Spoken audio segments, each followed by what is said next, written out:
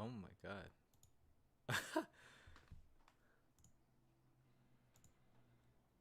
Oh, what's up, Michael? Hi, how you doing? Welcome to the stream.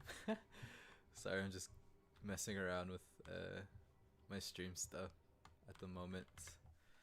Trying to get my chat set up on the side here. Oh my god.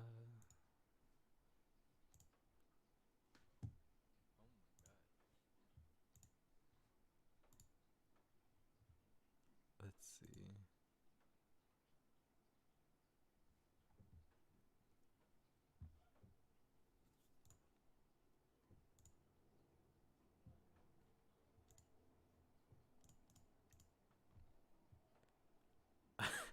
I'm not sure how this is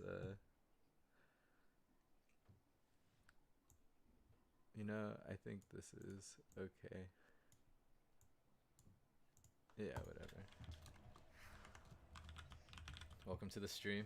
Good morning or good afternoon. Oh, it's 4:47? Oh my god. Dude, I woke up like an hour ago. Thought it was morning still. Uh, anyway. Um, good morning. Or wherever you are. Hope everything's good, having a good day.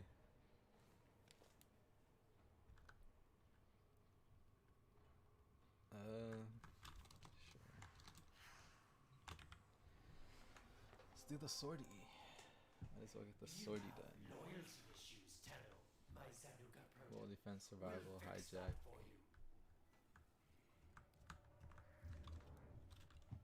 Or good, or good night. uh, man.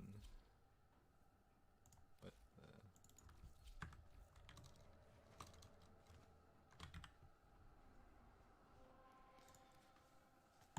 Say my sleep schedule is really bad right now, but trying to make do.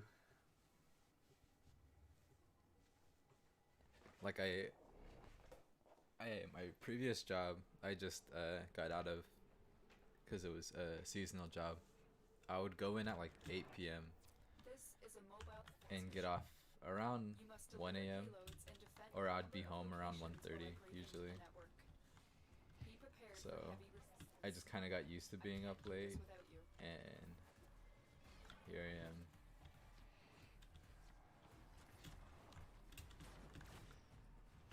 Here is a terminal. Get in and get ready to defend. Oh, why'd I take the Soma? I thought I had I thought I had the Brahma. Oh my god. Oh, I should have checked what I had on my build here. Yes, James, welcome to the stream. I'm currently testing it out because my Streamlabs for Twitch was really bad. I don't know if this just how it is on Twitch or if my setup is gonna be working. I gotta test it out on Twitch soon, so hopefully it's not too bad. But I haven't had any issues. I've been streaming for 5 minutes. Although my FPS is, oh my god, my FPS on YouTube is not as great.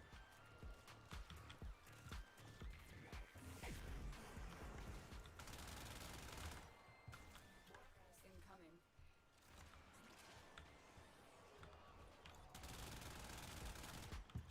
Yeah, I think I'm about to figure it out. Chromosoma. Hey, how you doing, Chromosoma? Chromosome. That'd be a great name for people who make chromosomes. How you doing? Good morning, good night, good afternoon.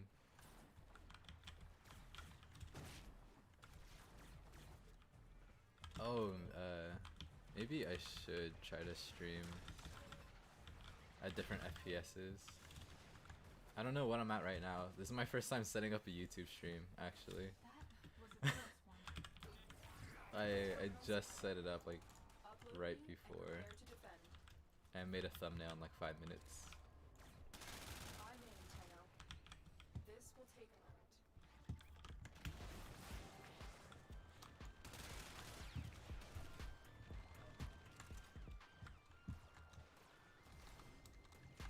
I'm not even sure what I stream on Twitch, if it's 30 or if it's 60, or if you can set the frame rate. I'm not really sure what the frame rate is.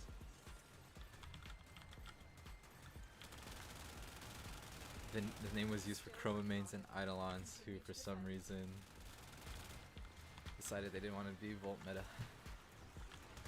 I tried chroma. I was a chromosome at first. Everyone was telling me to play Volt, so I got Volt Prime. But I don't do eidolon hunts too often. I'm trying to get into it. I've never done a tridolon, so that's like my goal here.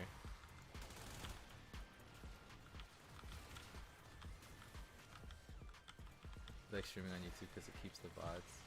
For Twitch, mine keeps my VODs as well, but for some reason I have a bug that like it won't let me edit my VOD, or it won't let me download my VODs for editing. I don't know if it's like a bug or if I'm doing something wrong. And fan your channel, love your style, keep up the good content. Thank you so much, Paulus 3006. I really appreciate it. My content's pretty lazy. My style is just whatever is in my editing software.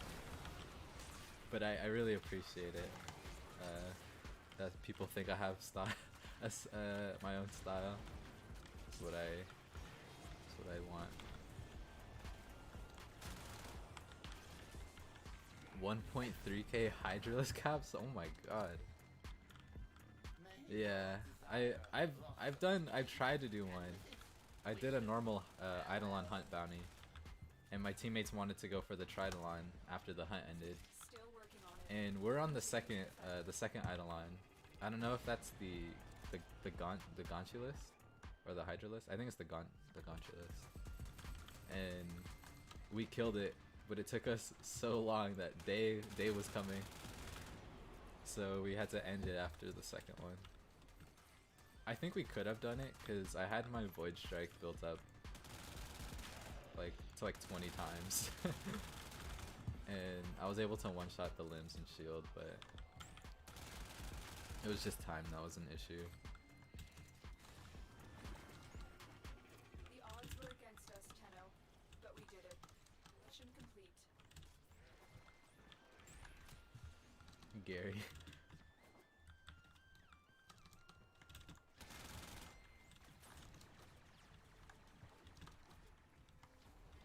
Terry, Gary, and Harry. That's a good way to remember it, actually.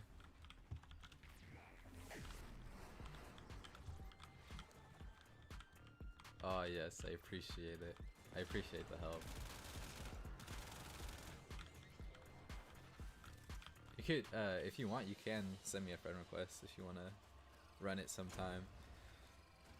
But I do want to build up my get good at the terror list first before I try the tridolon.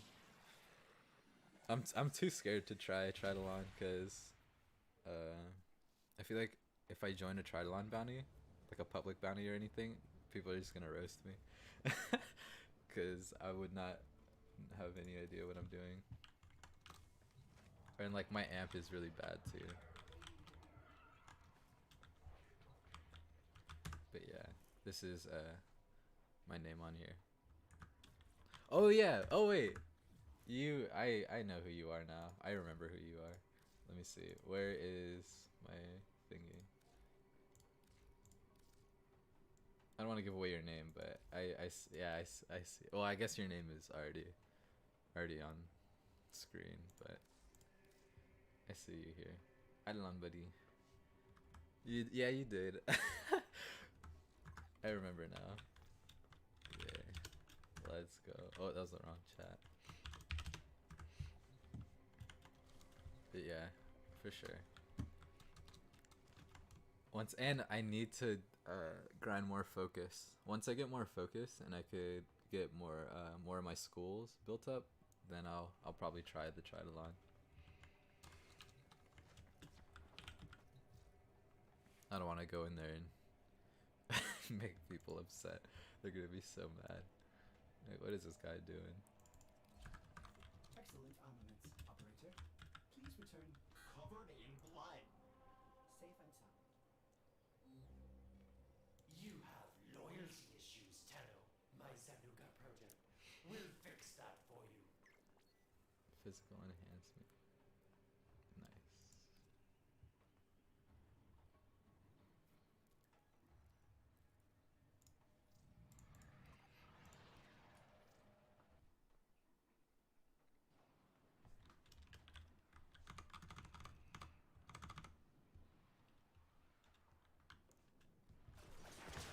Oh, should I do Eidolon hunts for focus?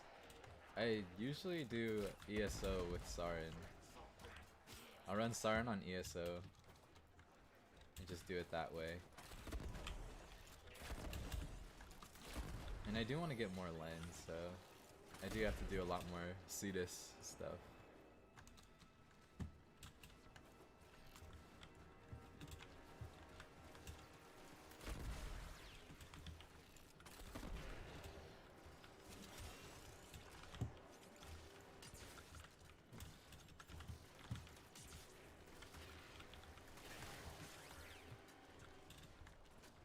I've delivered The another Eidolon life shards, support yeah. capsule.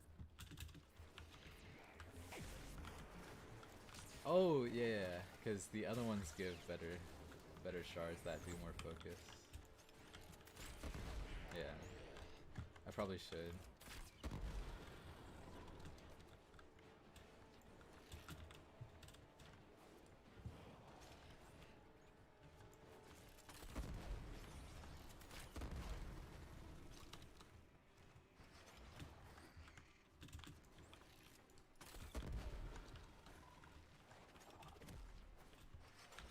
The chromosome.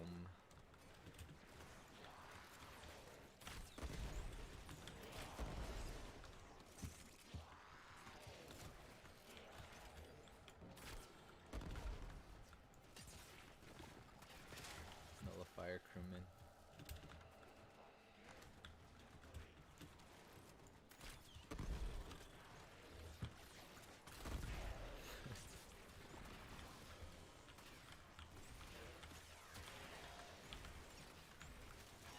Oh my god.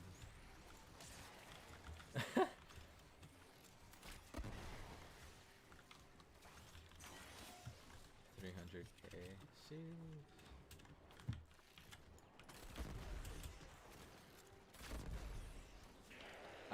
I don't think I'll ever hit my focus cap, dude. It's so like I know it's only like what is it like? I forgot what what the focus cap is, but farming that much focus, like when I did ESO, I thought I would never hit my daily focus cap. I was like, wow, why is this so much? But everything in like the focus trees are a lot.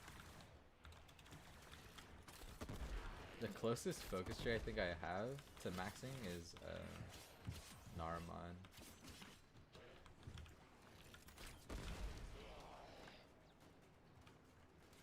But yeah, you can join. I don't mind you joining. I'm just doing like sortie right now, but if you're trying to run like actually I forgot what I was gonna do after this. But yeah, we could do some missions. Whatever you feel like farming.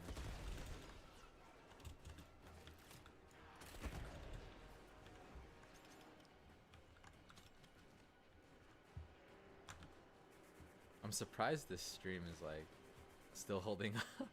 Honestly, last night I tried to stream like 6 times. Is this bugged? What the? Someone left. I have played a little bit of Destiny 2 actually. I streamed it like a year and a half ago, like right when it became free to play. Or I don't know if that was a year and a half ago or longer, but as soon as it became free to play, I streamed it. Is this guy? I don't know what's happening with that. I streamed it and probably played through like the first like intro, got to like the main hub, and then I didn't really like know what to do or like where to go after. So I stopped playing it. But I definitely would get into it. It looks really fun. And it's kind of like, I really want to do like the PvP aspect also. Because Warframe's PvP is not very, it's not really a thing. A Destiny 2 chat. Dude, honestly, you should. Not like fully, but like, like have it be like your main game, you know? That way you can get like you can like interact with more of the community. My goal for solo Tridalon, it's not like a main, it's like a goal of mine, but honestly I'm not really in a rush for Eidolons right now. I think my main goal at the moment is getting my mods maxed, because a lot of my mods are like 1 or 2 from the top, and like my galvanized mods are like 3 or 4 from the top. Mods have been pretty expensive. They've been killing me lately. The mods, like the prime mods especially, have been taking like all my credits in Endo.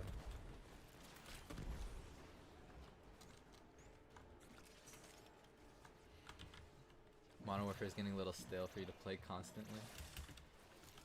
Yeah, I can imagine. Warframe is like the same. If I play too much Warframe, I kind of just get lazy. Or not like lazy, but I get burnt out, I guess.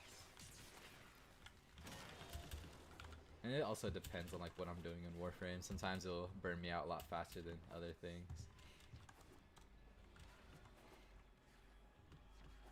Is there anything in Modern Warfare that you're like trying to do right now? Like anything trying to grind out, or any goal of yours in Modern Warfare? Trying to hit a good KDA. Actually, you probably already have a good KDA.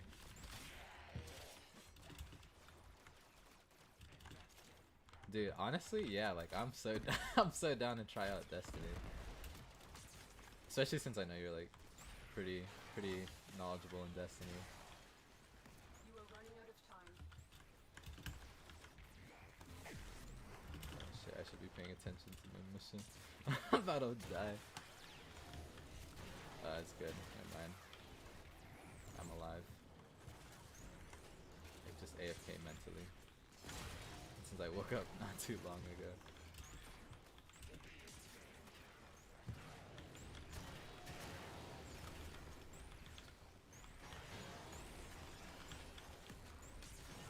You pretty much play it. Oh my god, we're about to lose.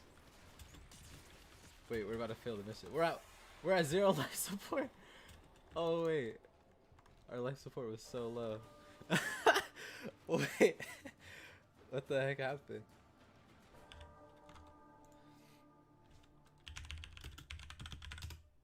Yes, sir, ski. Pretty much play it to make videos for the viewers. Done everything you wanted. Oh, my daily.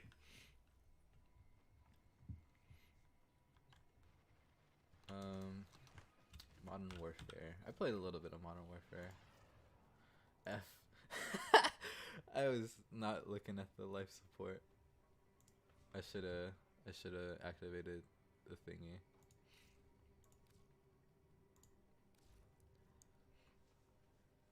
I remember I used to play Modern Warfare a lot with Christian from middle school. We used to I used to go over, we'd eat hot Cheetos, and then we would just try to get out the diamond for snipers. It was really fun. Really fun time.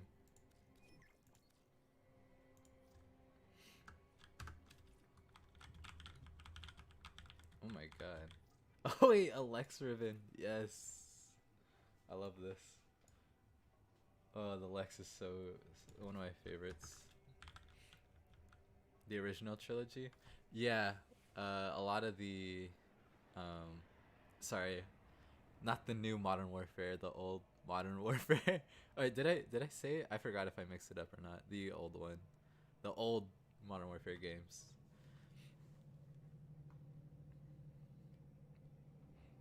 I keep forgetting they made the name the same, or Stand by just different while I year. analyze the intelligence profiles of Let me use a the different weapon actually. I'm tired of the Error, Brahma. not a number. Did the operator enjoy this witticism?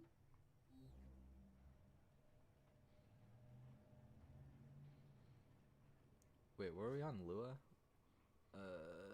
What do I do for Lua? Sure. Take off corrosive. Should I go for gas? What do they have? Shield, magnetic.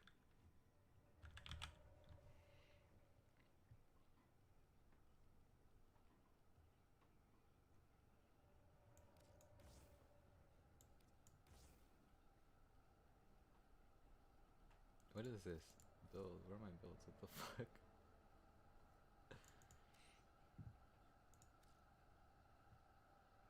Infinitely higher than yours. Warframe has a pretty small community. Or not small okay, Warframe doesn't have a small community. It's like I feel like the community or fuck, how do I explain this? Warframe, I don't know. I feel like the community there is a lot more I don't know. I love the Warframe community. It's like I don't know. I'm not gonna speak on it actually. I don't want to speak on the behalf of the community, but the Warframe community is really tight. I love it. I love the peoples who play the game, and most of them are pretty wholesome people. They're pretty nice people. I would say like most of it's like people helping each other get really strong in the game, and just like being like min max, like getting a lot of fuck, like just farming. We're all farmers. We're all go farm men.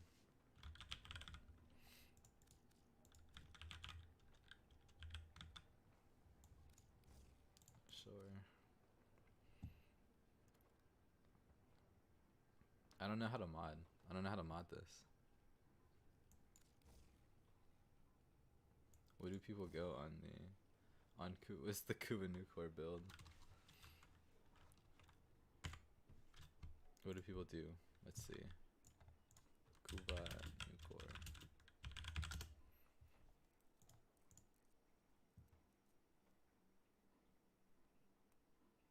Don't go to the official forums.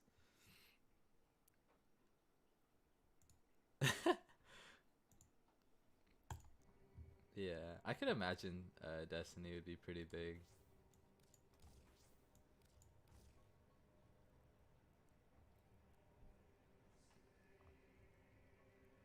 What is that mod? Oh wait, I already have that on. You don't need. I shouldn't put short shot.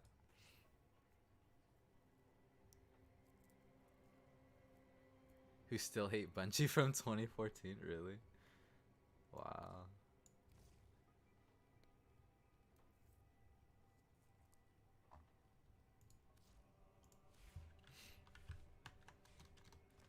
I forgot Destiny is produced by Bungie.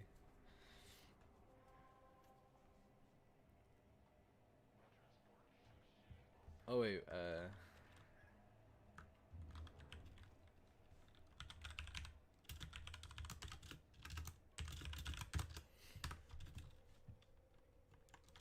yeah, Bungie.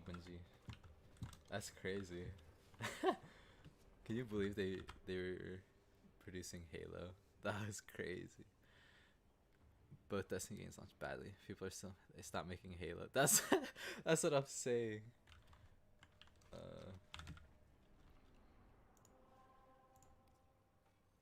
You have loyalty issues, Tano.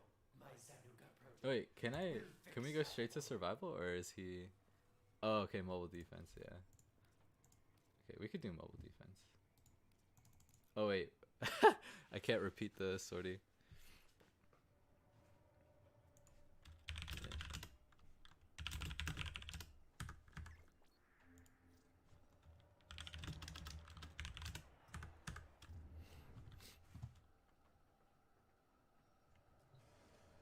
What would you like to see for cool? Dude, I thought about this a lot. A new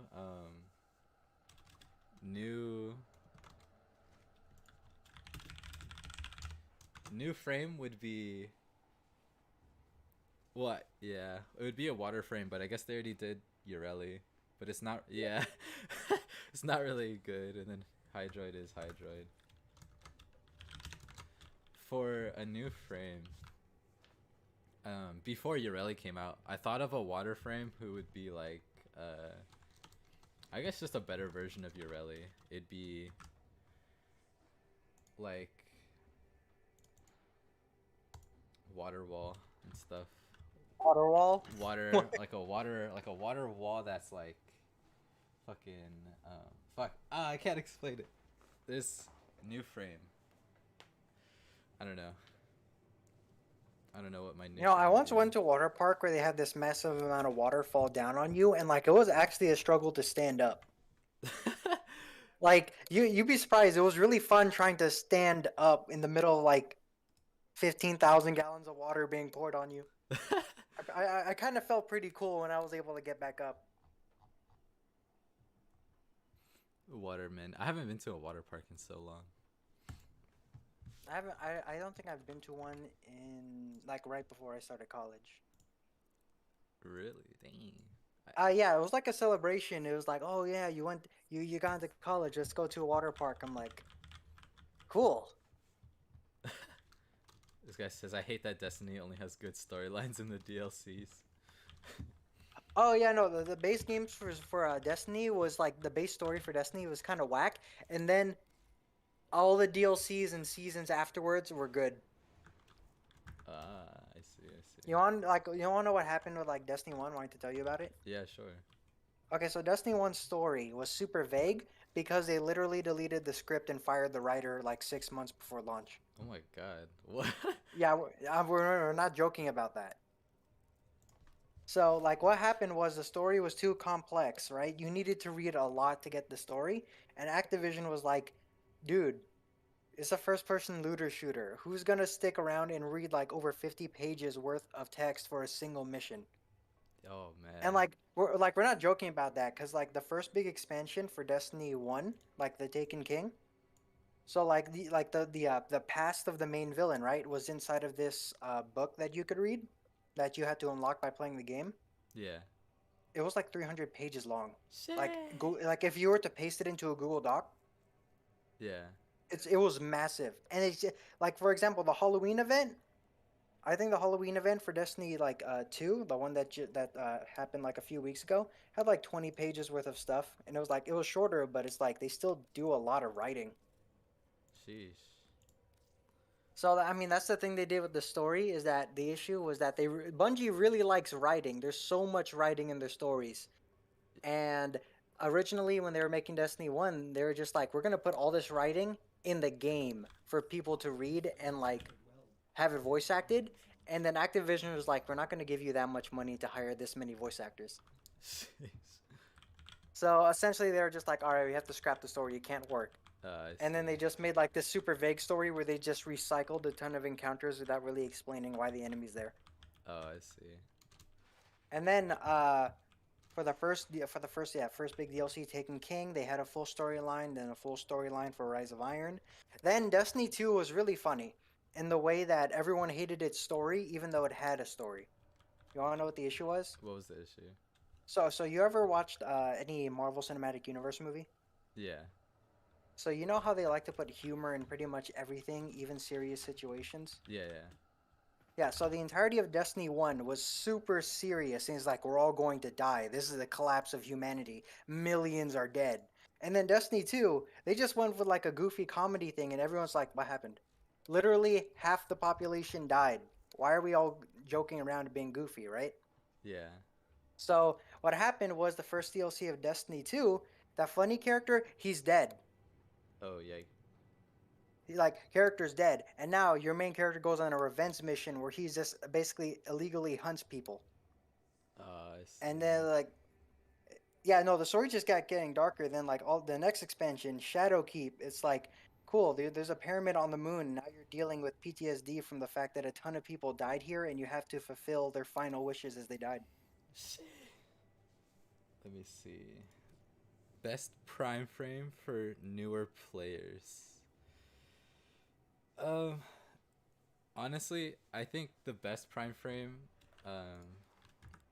for a newer player right now. Let me see. I would say whoever's in the current unvaulted rotation. I mean, if they're easy to get, like, no harm in getting them. For vaulted prime frames, there's a lot of vaulted prime frames that are really good, and some of them are pretty cheap if you can get it on the trade chat. Mirage is MR8, and she's like a super high DPS prime frame. At least that's what I would think. I mean, that's not like very high MR, I don't think. And then I really like Titania, but I don't know what MR she is. But I think she's in the current relic rotation. Let me check what thing she is. Titania or Titania? Oh, dude, MR2 Titania is really good. I love Titania. She's really, I think she's in the current rotation, so she should be pretty easy to get, especially if you go to recruiting chat for relics. I never looked up anything about a warframe. How do the frames work? Are they like classes? They're like, do they determine your weapons? You ever play Genshin Impact? No. But I know the basics of it. It's like frames are like characters that have a set of abilities and like their own little like I guess like theme or whatever. It's kind of like the Genshin Impact characters, how each character has abilities and their own like little lore. Actually, fuck, it's hard. I'm not good at being an informational person, but the only thing I remember of Genshin was that there was like this little blonde girl with an eye patch, and there was a Reddit clip of somebody using a macro with her bow to just shoot like hella arrows per second, and it was really funny because like they just melted the boss. Wait, my six in chat, Mizzix, Ivara. Ivara is a really good stealth frame. She's probably my favorite stealth frame.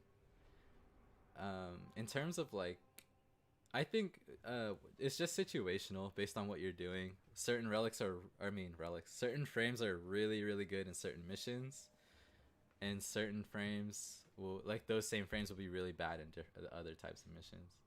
So like it depends on what you're doing. In terms of spy missions and like being stealthy, Ivara is like really, really good. I'm not sure if people use her for leveling because you could get stealth affinity bonuses. But I'm sure there's other frames that are good at stealth affinity bonuses. So, but she probably could be used for leveling up your weapons and frames in that way. But you could always just get a booster, or like just go to Hydron on Sedna and level up, or even Helene on Saturn if you want lower level enemies, but pretty much the same XP rate. And Niles, free. Free Warframe game. I don't know why you don't get back on Warframe. You're like, oh yeah, I was gonna tell my six that the game's free, but you were talking, and since it's your stream, I didn't want to. Oh no, it's fine. Just jump in. No, it's all good. Don't worry. You're good. All right. Also check your Steam chat. Let me see. My Steam? Yeah, Steam. What about it? I should have sent you a message on there. Was it the one from earlier? I think I saw it already. Yeah, I don't think you replied to it yet. Oh no, you're good. No, it's fine. I don't mind having you on. Okay.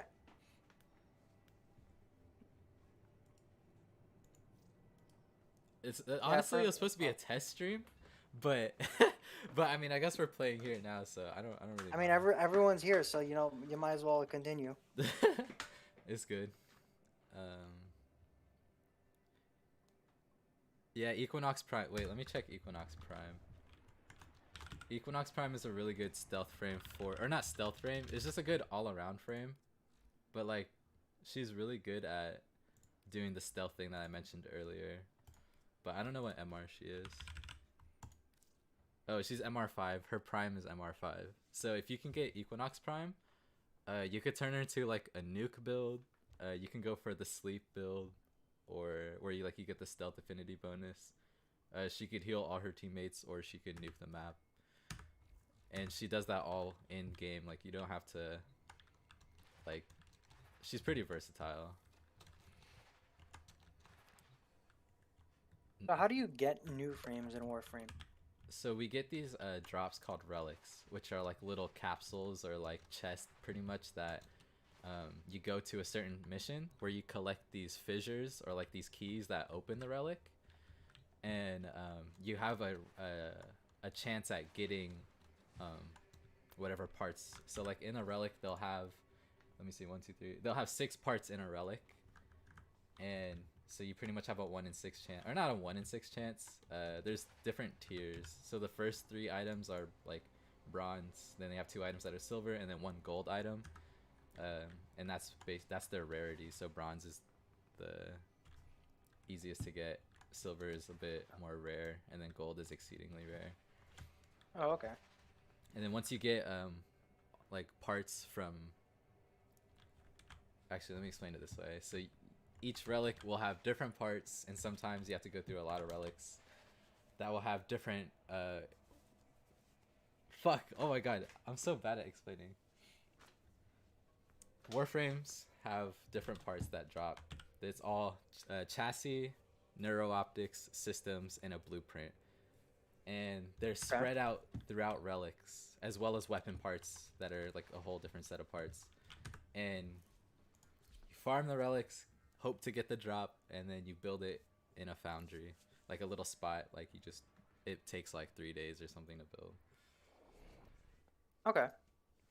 And that's how you get new frames that are primed, which are like a variant of so like there's normal frames that you can get from boss fights or quests, and their parts will drop from boss fights. The ones that are quest line, you usually get the blueprint and then have to get their parts from boss fights or different mission types. It just depends, because a lot of warframes that have a lot of different requirements to get their parts. Okay. I think there's like 80 warframes in the game, including primes. So there's like a lot, and each one is a bit different. But So what genre would you call Warframe? I would say it's like a MMO. I would just call it an MMO. It's like an MMO. I guess a looter shooter. You get loot from killing enemies and missions. You use that loot to like get more strong, powerful, build stuff. It's not like a Borderlands type of thing, but Okay, yeah, because the main thing, like the only other sort of like similar MMO I have to compare it to is Destiny, of course, right? yeah. And the whole things about like frames having different abilities is interesting to me because there's only about 30 classes in Destiny 2. Okay. So, and the thing is, like, when, like, for class, they all have, they can all equip the same weapons. So it looks like there's more frames have more differences between them than classes do in Destiny. I see. Fuck. I don't know how to explain. I'm so bad at explaining. I'm not like an informational guy with this game. Like, I'm still pretty new to Warframe. Although I have like 700 hours. It's hard for me to like speak for the game. But I will say that because they're like Destiny 2 and Warframe are compared so much, I guess you I think could it's say, because like they both became free to play MMOs in a way. yeah, and it's like yeah, I actually don't know like how similar it is because I haven't played Destiny. Maybe it's just the fact that you're in space and you travel around different planets in an MMO style, like it's an MMO genre type game. I also, when did Warframe first launch? Was it like 2014? I think it was 2013 or 2014. You're pretty, Okay, yeah, you're pretty close. Because that would have been the same year that Destiny 1 launched, which would also make the comparisons stronger. Yeah.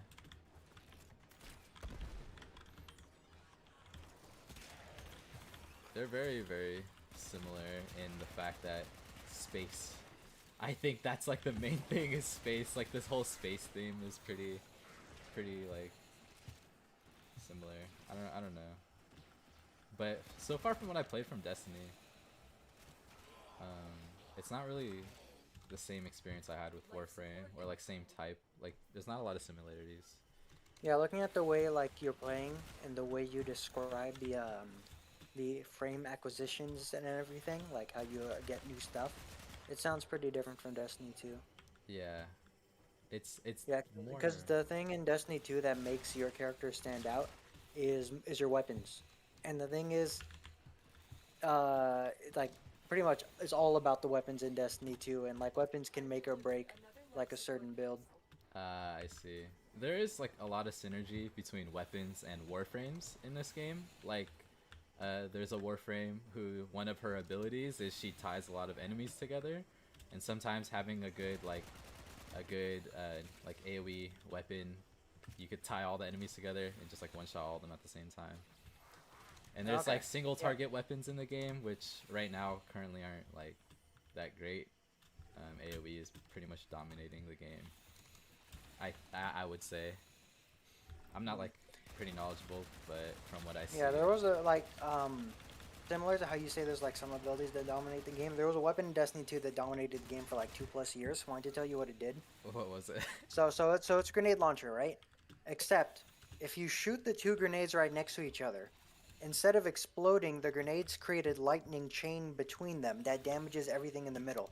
uh, No, but the thing is, this was a power weapon, so it did like super high tier damage, right? yeah. But you want to know what the main benefit is, even though it didn't really outdamage any of the other weapons? What? The lightning still did damage when you didn't have the weapon equipped. So you could just Oh. shoot the two lightning bolts and equip a different weapon and then basically double your DPS passively. I see. One of my viewers said Warframe is farming simulator, which is pretty true. That sounds like Destiny too. I want to stream some raids later, and the only thing about streaming raids is that you need to constantly be in voice chat with the people you're playing with. Like, wanted to give you an example, or have I told you anything about Destiny 2 raids? I remember you talking to me about it the other night. How it took Yeah, like for so long. oh yeah, it took 7 hours for my first raid. Sheesh. But like for example, earlier today I did a raid and we were doing the one of the challenges. So like I mentioned there was a certain type of enemy that just kills your whole team, right? Yeah. All right. Now the challenge mode was every time those enemies spawn in the final boss encounter, there's 3 of them, right? Yeah. Well, only one player is allowed to damage one of the 3, and if the other one damages it, the challenge is failed. So essentially, one person is designated to kill number 1, one person is designated to kill number 2, one person designated to kill number 3. And the hard part is they all look identical. So you need to memorize who spawns in what order. Yikes. Interesting.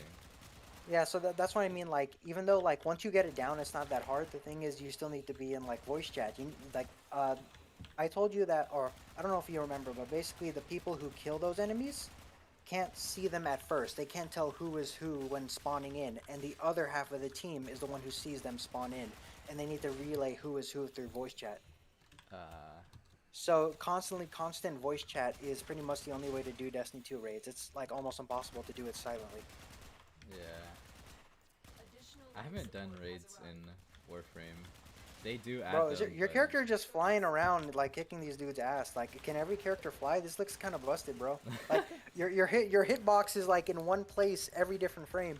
Yeah, this is a Titania Prime, so she's one of those Prime frames that you have to grind the relics and get drops for. And her thing is she's a fairy, and she has like buffs that she could give to her teammates and everything. But what I'm using right now is her 4th ability, which she turns into like a little fairy, and she could fly around and just destroy everything. Are you using the 4th ability right now? Because it definitely looks like you're flying. Yeah, the main mobility in this game is a thing called bullet jumping, which is when you crouch and slide and you do like this like jumping animation that propels you forward. That's pretty much how every Warframe moves, except for some like Titania. She does like a little flying dash. Actually no, she does bullet jump, but some Warframes have different animations for their other mobility, I guess, like dodging and stuff. Fuck. I see. but Yeah, double I was jumping. thinking, like for part of my transition to like making Destiny 2 content on my channel, I was thinking of doing an introduction to the classes and telling you what each of them do. Oh yeah. Because the thing is, when you get Destiny 2, you get all the classes, or at least you get most of them, except for the third tree of the light subclasses, and you need to get beyond light for stasis. But like most of the classes, that can be explained for free to play players, because the moment they jump in, they're gonna get access to 18 classes. Oh man.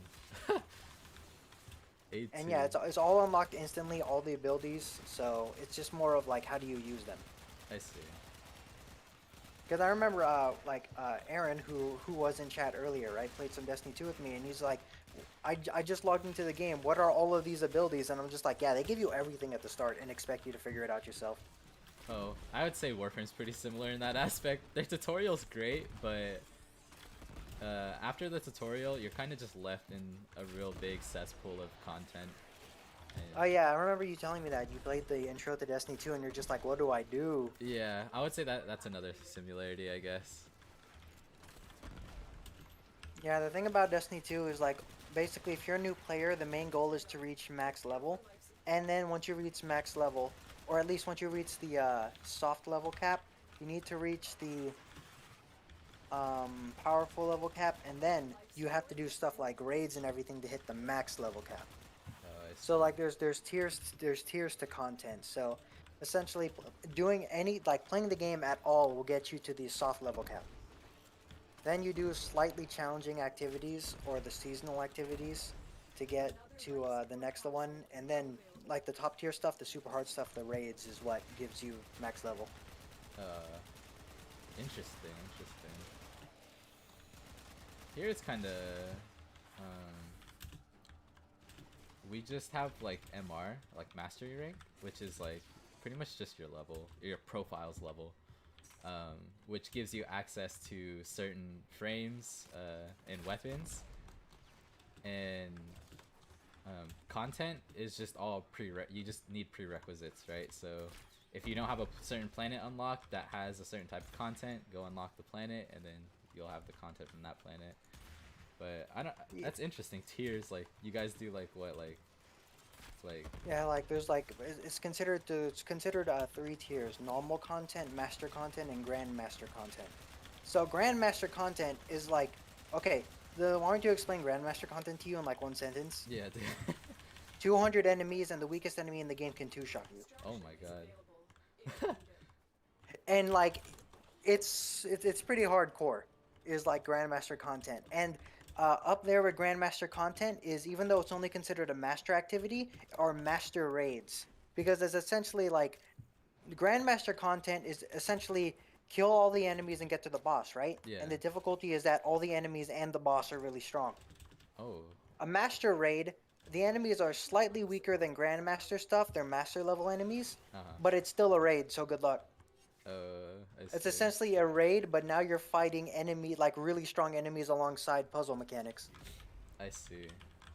For your Like imagine trying to do Tetris while like getting a 7 kill streak in COD. I see. For your guys' like classes, do you guys have like some sort of healer class or a class that like keeps you alive during raids, or no? Okay, yeah. So there is known universally as the best PvE class in the game, and to the point where the developers have mentioned they kind of want to remove it because it's way too strong, and like they really want to remove it from the game so that things will actually like be balanced better. But essentially, it's called Well of Radiance. Uh-huh. So so the melee essentially heals your teammates. You can sacrifice your offensive abilities to give your teammates damage buffs and everything.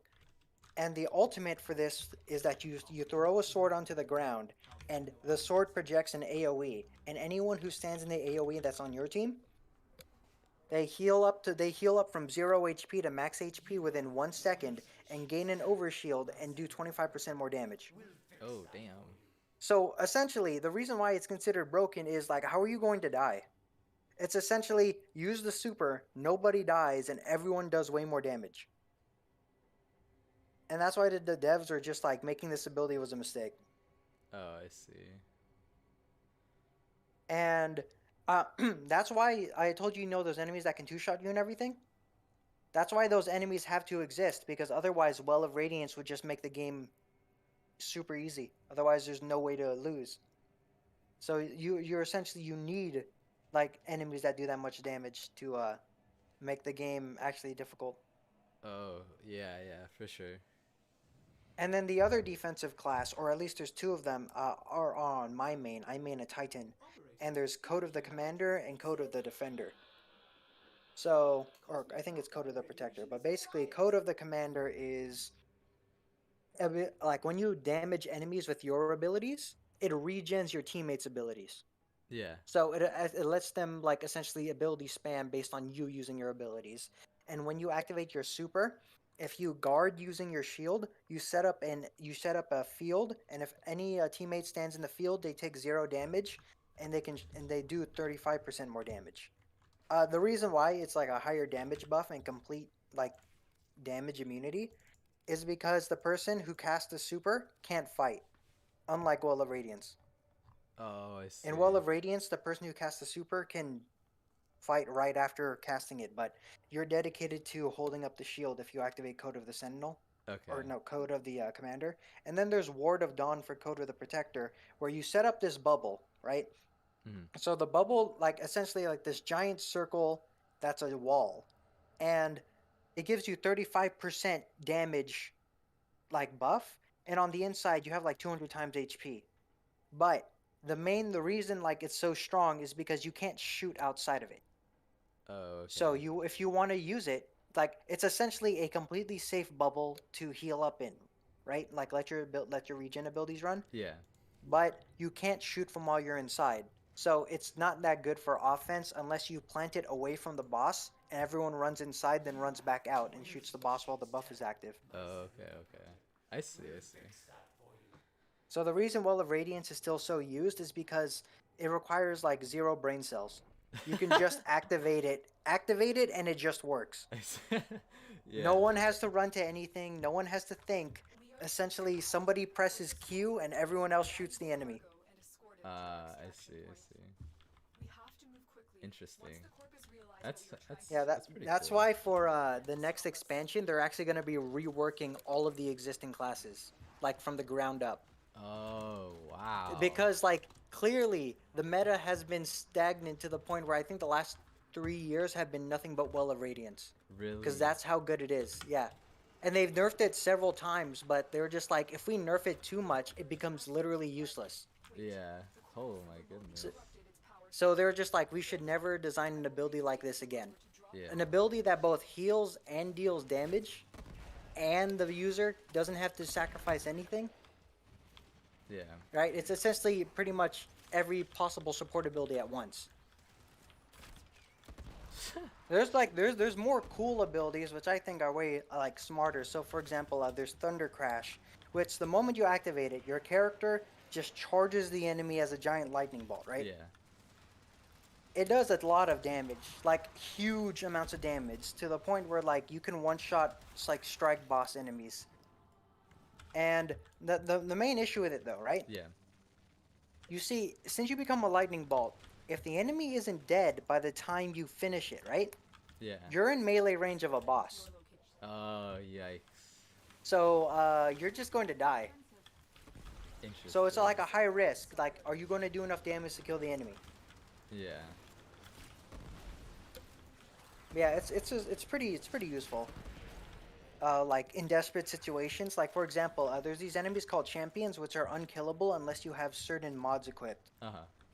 And essentially, like the moment you stun one of them using an anti-champion ability, they take like 5 times damage. See. So part of the thing is like, so these enemies are really strong. So somebody stuns them, right? Uh-huh. Stuns them using an anti-ability, and then the person just uses a Thunder Crash on them so that everyone else focuses on killing other enemies, because there's 0% chance the champion is surviving. Oh, wow. Oh, wait, what is this? If you have Inaros, you could choose hijack missions? Really? There's like no shield, huh? It like constantly moves. And then Is this? Oh my god, bro! I can't believe. Is this Overwatch? I see you right, right? dude, yeah, we're doing like a payload. Where do you get Oricon cells? You can get Oricon cells from Saturn. I get a lot on Helene, which is like that defense mission where you could level your weapons. I get a lot of Oricon cells on Helene, so I would definitely do Saturn Helene. You could do like level your weapons and get affinity while getting Oricon cells. I have like around 100. They're the rarest drop, but when I play that mission, it doesn't seem like the rarest resource drop, to be honest. Series also, yeah. So for your so those classes, that was like ability or like a class, or what was it? For what? Those are the classes, and each classes have different abilities. I see. The only thing that stays constant between the classes are each class. Okay, so there's essentially each class. Well, each class gets 3 subclasses, and each subclass has 3 trees. Uh-huh. So essentially 3 times 3 times 3, 27. So, for example, here's a good one that has like really good specialization. So there is gunslinger. So top tree gunslinger is called outlaw. So the knife is a trip mine. Like the melee throws a trip mine. The corpus are pulling back from Oh. And then the main ability is you pull out a golden gun, and every time you kill something with the golden gun, you get 1 bullet back, and it lasts for 10 seconds. Now, it's a really good ad clear for PvP. Not really ad clear, actually. It's really good in PvP because you can wipe out a whole enemy team in one go using it. Right? Yeah. So, bottom tree, the melee is a throwing knife that instantly gives you back the throwing knife if you hit a headshot with it. I see. And so it does a lot of damage. And then every time you get a headshot, your ultimate lowers its cooldown. Uh-huh. So, and then you know how I mentioned the top tree? Like, I mean, the first one has 6 shots that can wipe out a whole PvP team. Yeah. The downside to golden gun is that it can't headshot. So essentially, top tree is useless in PvE because you always want to hit headshots because it does like 2 times damage. continues to shift. Ooh. So in exchange, you only get 3 shots using the bottom tree of gunslinger, but those 3 shots can critical. They can headshot. Oh. And every time you land one of the shots, the next one will do more damage. So it's the main advantage for this is you can one-shot somebody in PvP if you get a knife headshot, and the golden gun itself has less shots but more range in PvP. Uh-huh. But overall, nobody uses top tree for PvE because in PvE, damage is king, and being able to hit headshots is the #1 thing. Yeah. And then there's middle tree, which essentially your melee throws 3 knives horizontally like a Genji right click. Oh, okay, yeah. But every time you kill an enemy with this ability, it lowers its cooldown for the next time you use it. To the point where if you get 3 kills with each knife, or if you get 3 kills with the ability, you get your whole ability back in like 2 seconds. I see. Interesting. So you guys have separate skill trees in each like class. Yeah, and they're all like different specializations. That's crazy. For us, it's like kind of like Overwatch. You have a passive, 3 abilities, and your 4th ability, or I guess it's not really your ult. I just call it an ult because I play Overwatch a lot. But they're all spammable, and you use energy in this game, which you could put like mods. Okay, so we have a system called mods, and mods are like these little cards that you get that drop from enemies or like certain missions, and you can get mods pretty much like from everywhere.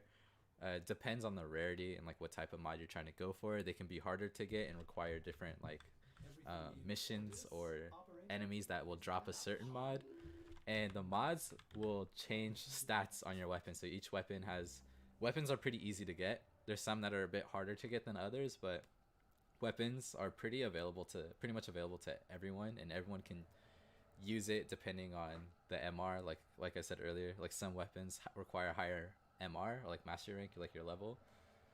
But other than that, like every weapon in the game is pretty like grindable. Like you can get it. It's not like Destiny where you have like exclusive. Oh yeah, weapons are grindable in Destiny. There's just a perk pool to pull from, right? Yeah. And just for an example, for the kinetic the kinetic scout rifle I really wanted was servant leader, right?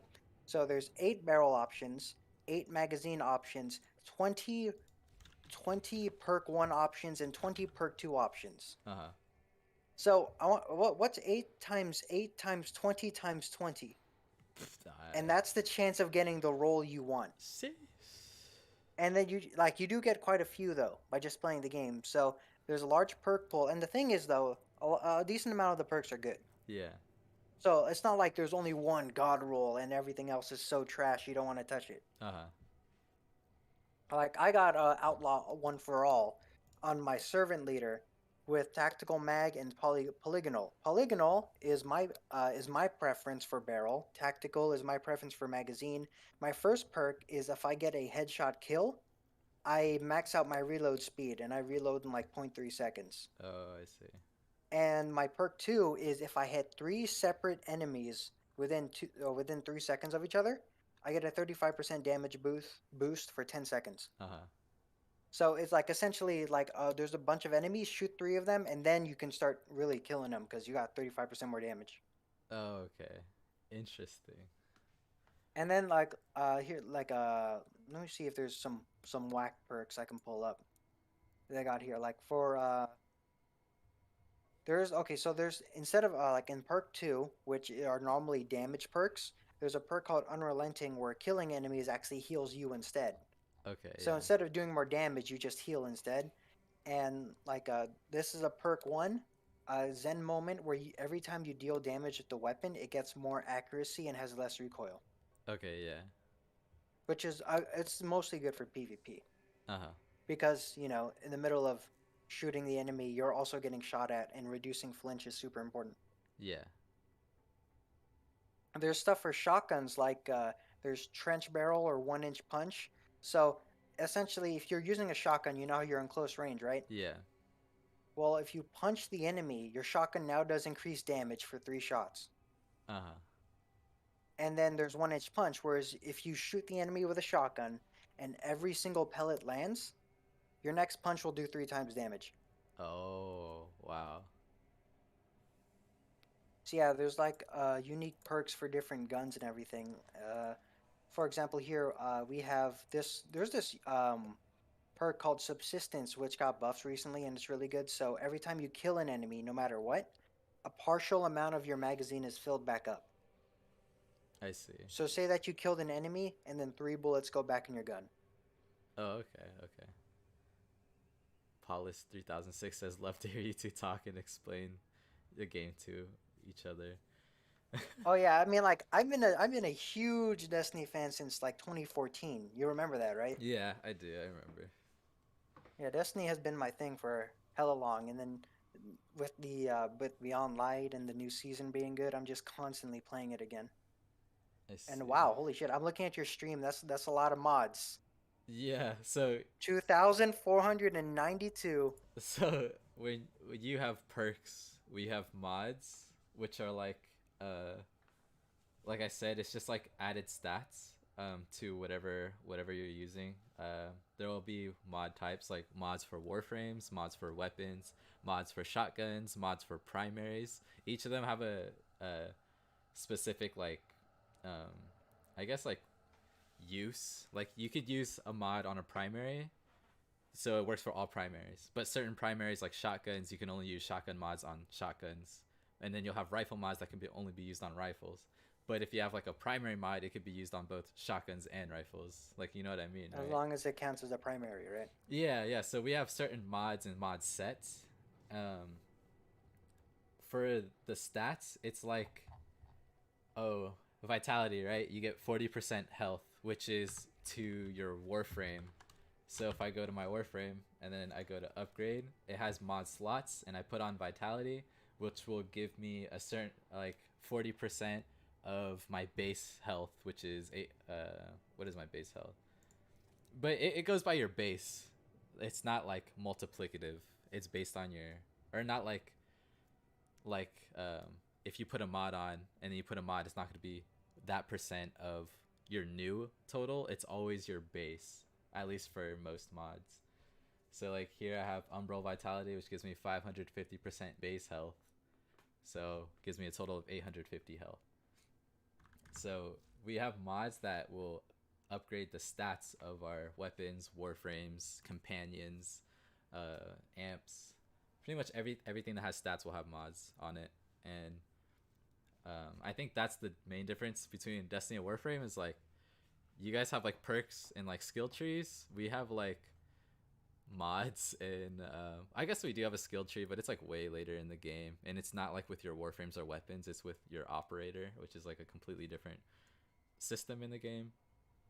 But I would say that's a big difference between the two, mods Okay. versus perks. And mods are like, I don't know, it's not as like exclusive. I feel like Warframe's really like a lot of things are um it's not like I don't know, I feel like Warframe doesn't have exclusivity or I don't know if that's the right word. Like Destiny, you guys get like these really low chance drops. Warframe is kind of like if we release something, everyone can get it. Yeah, like for example, I wanted a kinetic 140 RPM hand cannon, right? Yeah. There is there are three in the game. Uh-huh. So oops, I just smacked my microphone. So the first one comes from a few months ago, right? And is no longer in the loot pool, so you can't get it anymore, Uh-huh. right? Now the reason why, and I'll tell you. So the next two, Fatebringer comes from the current raid, and is one of the most famous weapons in the entirety of Destiny because the original Fatebringer in Destiny 1 was stupid good. Uh-huh.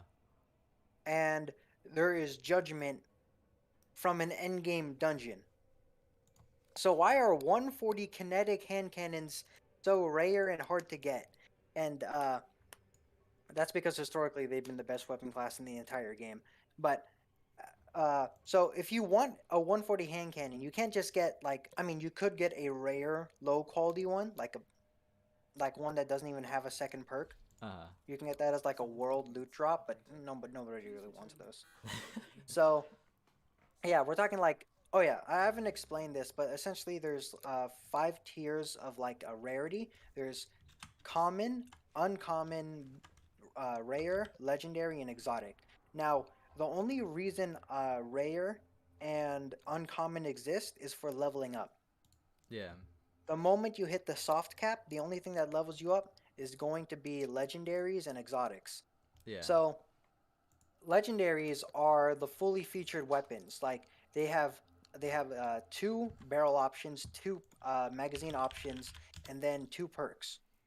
Uh-huh. And you can equip mod and masterwork them. So they have the full ability list and everything.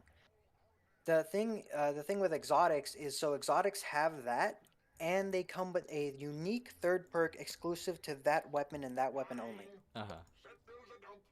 For example, I have this sniper called Borealis, and its unique third perk is that it can swap elements by just holding the R button. Now, I haven't explained elements to you, but essentially there's 3 types of shields, and in endgame, a shield can only be really broken by a damage type that is the same as the shield. So a lightning shield can only be broken by a lightning weapon. Ah, So okay. so that's where the usefulness of the sniper comes from. And there's another one here. Like for example, there's the sidearm Traveler's Chosen. Every time you kill an enemy, it makes the weapon have more have more range, reload faster, and you can swap weapons faster. Uh-huh. But if you hold the R button, depending on how many enemies you killed, it recharges your abilities. Oh, okay, I see, I see. So that's the unique third perk of this weapon. Uh-huh.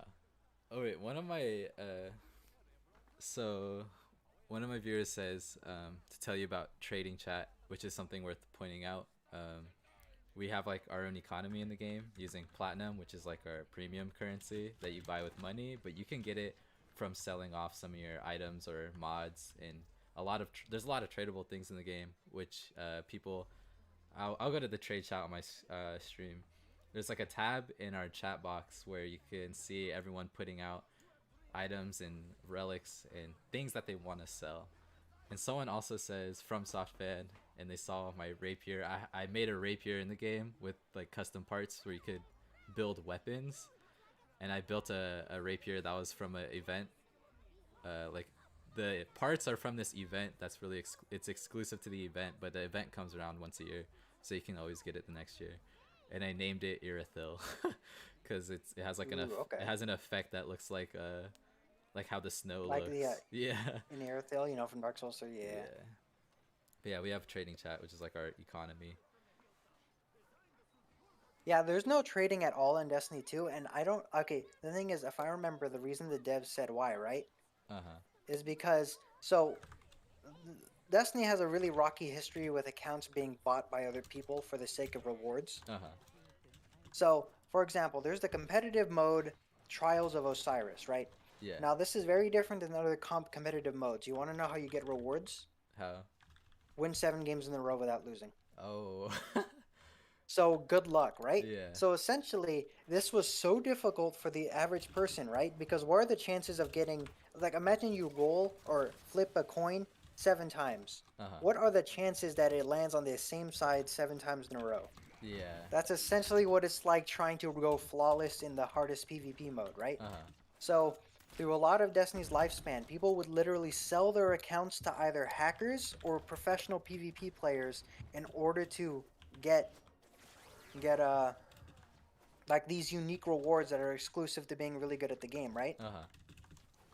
But uh, Bungie has always been like, we don't want an easy way to get this stuff, right? We don't want you to just be able to buy it. If you want the best stuff in the game, you need to be the best player in the game. I see. Interesting. They're pretty hardcore about it. Yeah, for sure. For sure. Like, for example, like my Fatebringer is my favorite weapon to use in the game. But like, what did I have to do to get this? I had to beat the raid like 4 times until I got the perfect roll I wanted. Uh-huh. Wow. Sheesh. Like this, for example, what do I got here? This Cartesian coordinate. That's just me doing nothing but farming weapons for like 3 weeks until I got a lead from gold Vorpal weapon roll. Sheesh. But I mean, the thing is, the reason, like, the thing with Destiny is its main thing is that you're farming weapons, right? Now, the main issue is, you know, farming weapons could get boring at some point, obviously, Yeah. right? And people won't have fun if they don't get the weapons they want. So recently, they've been removing a lot of the useless old perks and actually putting better perks there. So essentially, now the perk pool should just be a lot of good perks Oh, I see. rather than like one good perk and 20 bad ones. Yeah. Okay. So that's the good thing now. There's a lot of good choices to choose from. Yeah. Oops. And like for me, the reason why I farmed is because the game is still really fun, right? They had to prioritize. This was an issue with Destiny 2 in like the last expansion, Shadowkeep. Huh. None of the events to farm for weapons were very fun. They kind of sucked ass. Yikes. So, you remember how I mentioned earlier there was Grandmaster stuff, which the enemies can like two-shot you, Yeah. right? So, the reason why people weren't having fun is it more fun to fight 5 enemies that can two-shot you, right? Yeah. Or is it more fun to fight 50 enemies that can 10-shot you? Yeah, for sure. I see. So that's the thing that happened with year 4 of Destiny. They did a turnaround. Rather than super strong enemies, there's now a lot of enemies. Like, for example, if you play here's an example of like when Destiny 2 launched, there's a strike called the Arms Dealer, right? Mhm.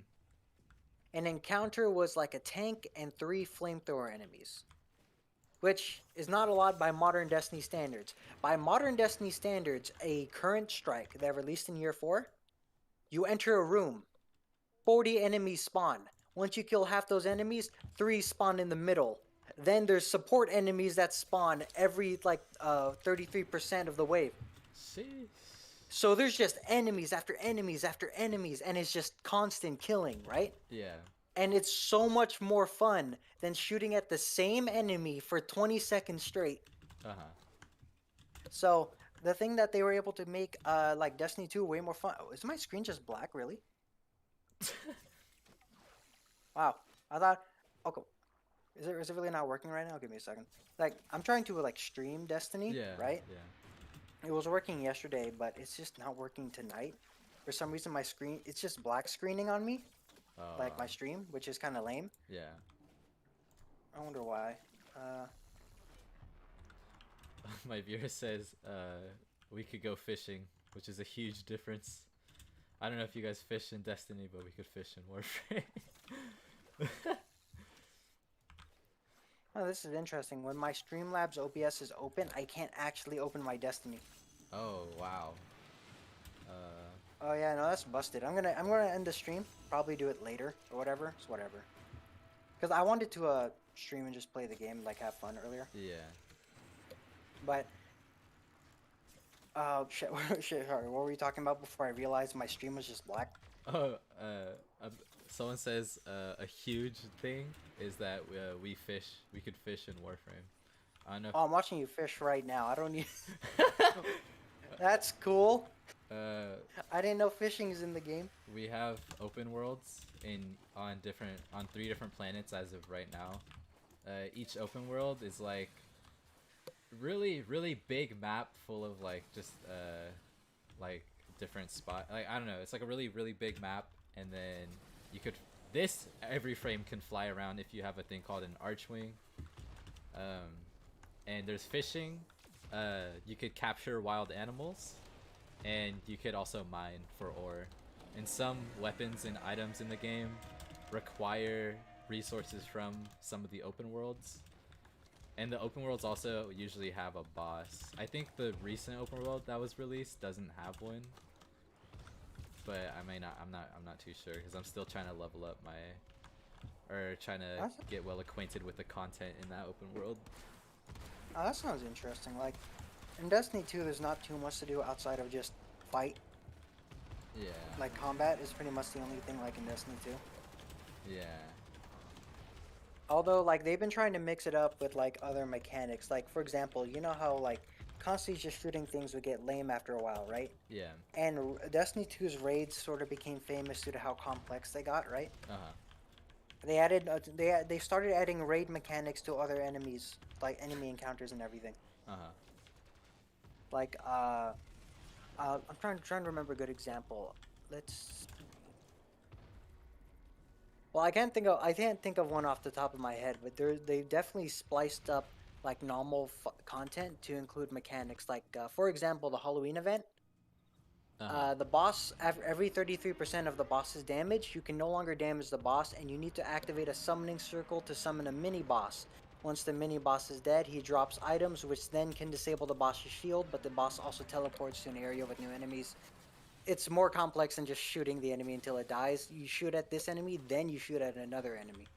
Oh, wow. I mean, it sounds like it's the same thing, but it's like mixing it up a little bit goes a long way. Yeah, I get that. Here it's kind of the same thing. Like we have a lot of like all the open worlds, for example, are pretty much the same thing, different font, if you will. But mixing it up is really nice. Most of it is all here, like just same thing, different textures, different slightly different purposes, but mostly the same. So I get it. Mixing it up is pretty nice, even if it's just a little bit. Yeah. I mean, I feel like even though I liked Destiny 2 before, I'm having a ton of fun with the current season because it's just like the game is just. They made normal encounters more complex, and as a result, I'm more invested. Like, do you remember when I just constantly played Killing Floor 2? Yeah. Do you know, even though Killing Floor 2 has one game mode, Kill Zeds, you know why I was so why I liked it so much? Why? Because it was really hard to do that correctly. Oh, okay. Enemies would kill you so fast, and since they're mostly all melee, right? It became a game of the enemies running, and they motion cap the real people running, so everyone's head shook like crazy when they're running at you. So you have to memorize animation loops where their head was going to be. Like the amount of memorization timing required to get really good at Killing Floor 2 was what made me like play it just constantly all the time because I had so much fun playing a difficult PvE game. I see. For sure. Although, like, you don't need to be that hardcore when you play Destiny 2. Like only Grandmaster and Master stuff requires you to be like that good. Ah, okay, okay. For here, it's like time. It depends how much time you put into the game. There's, Okay. it's like if you're willing to like grind out a lot of content and stuff, you can get pretty powerful. There's not like tiers. Everything's pretty. I don't know. The people who made Warframe Digital Extremes, right now their main issue with the game is that they're trying to find a way to balance new content that's like available for people who are new to the game, so that they're Hmm. able to do it, um, and trying to balance or make it for newer players and also like have something for the veteran players, like trying to balance that. Like I guess the people, I don't know how to explain it. They explained it really good on their stream, but pretty much cater to newer players and veteran players at the same time. Like what's in Yeah, it? I can see that. What's in it for the veteran players that makes them want to play and want to grind out this content, but also like for newer players, it's not like impossible or like it like inaccessible to them at the same time. Yeah, like so Destiny had an issue with that. So I remember how I mentioned year 3 was like one of Destiny 2's lowest points, Yeah. and then year 4 is way more successful. So what happened in year 3 is a season lasts about 3 months. The issue with each season though is that it came with one new activity and that was it. So this activity was both for new players and old players, right? Mm-hmm. So, in the case of, for example, Season of the Undying, it was more that for some reason the activity was just an introduction to the new champion mechanics, right? Yeah. So it was kind of boring for like veteran players. Once you figured out the mechanics, it became really simple. Next up was the Sundial in Season of the Dawn, and that one was well received, but was considered kind of too hard for was considered too hard for newer players Uh huh. because it was made for people who played the last season's activity and figured out all the mechanics. Okay. Then Yeah. they dumbed it down a little bit for Season of the Worthy, where it wasn't even an event, it was just a public event that had occurred in the open world. And it was just like, this is lame. There's barely any enemies, and the enemies are all like super full of HP. They're all tanky. This is just super boring, Yeah. right? And Season of the Worthy was the bottom of like Destiny 2. Like people like to put it this way, they had a public goal of do this event this many times worldwide, like the whole community, right? Uh huh. Literally people protested the game by refusing to play it, and they never even got like 10% of the way there. Dang. Like that's how much Destiny 2 was hated by its own player base at that time. And that was actually the time I quit because I'm just like, this new content is whack. I have to do this for 3 months? Nah. Yeah, for sure. And then they came out with Season of the Arrivals, which was just like, all right, fine. It's another public event. But you know what? This public event has raid mechanics. Go Oh. crazy. Like, you can beat the event by just killing enemies, but you won't get anything good. You want the good stuff from this event? Play it like a raid. Oh, okay, yeah. And it was like, okay, now this is dope. And you could choose what gear you got. It wasn't like here's a random drop and it's 1 out of 40 items. It's like, okay, you can choose to get this item. It's still random, but you're at least guaranteed to get this item. Oh, okay, I see. Yeah. And then that's what they did for Beyond Light. It was Empire Hunts and the main story. For Season of the Hunt was just a free add-on to Beyond Light, so it wasn't much. So Season of the Chosen, we had Battlegrounds, which was pretty dope. So Battlegrounds was essentially just like this 20-minute long go across the entire open world killing things and doing objectives. And Ah. then the ones I have experience with, because I didn't really play Season of the Chosen, Season of the Splicer, and Season of the Lost. So for Season of the Splicer, we have two things for players. We have Override, which is for new players. So Override is essentially a match-made six-man activity where you do mechanics like the team sometimes separates itself, and one half of the team has to do something else while the other half does something. Uh huh. And then you had the harder part, which was Expunge. And while Expunge could be soloed, if you wanted the good stuff, speedrun Expunge with a team and do the hard mode. Yeah. Okay. So like there was harder content made for more hardcore people. Yeah.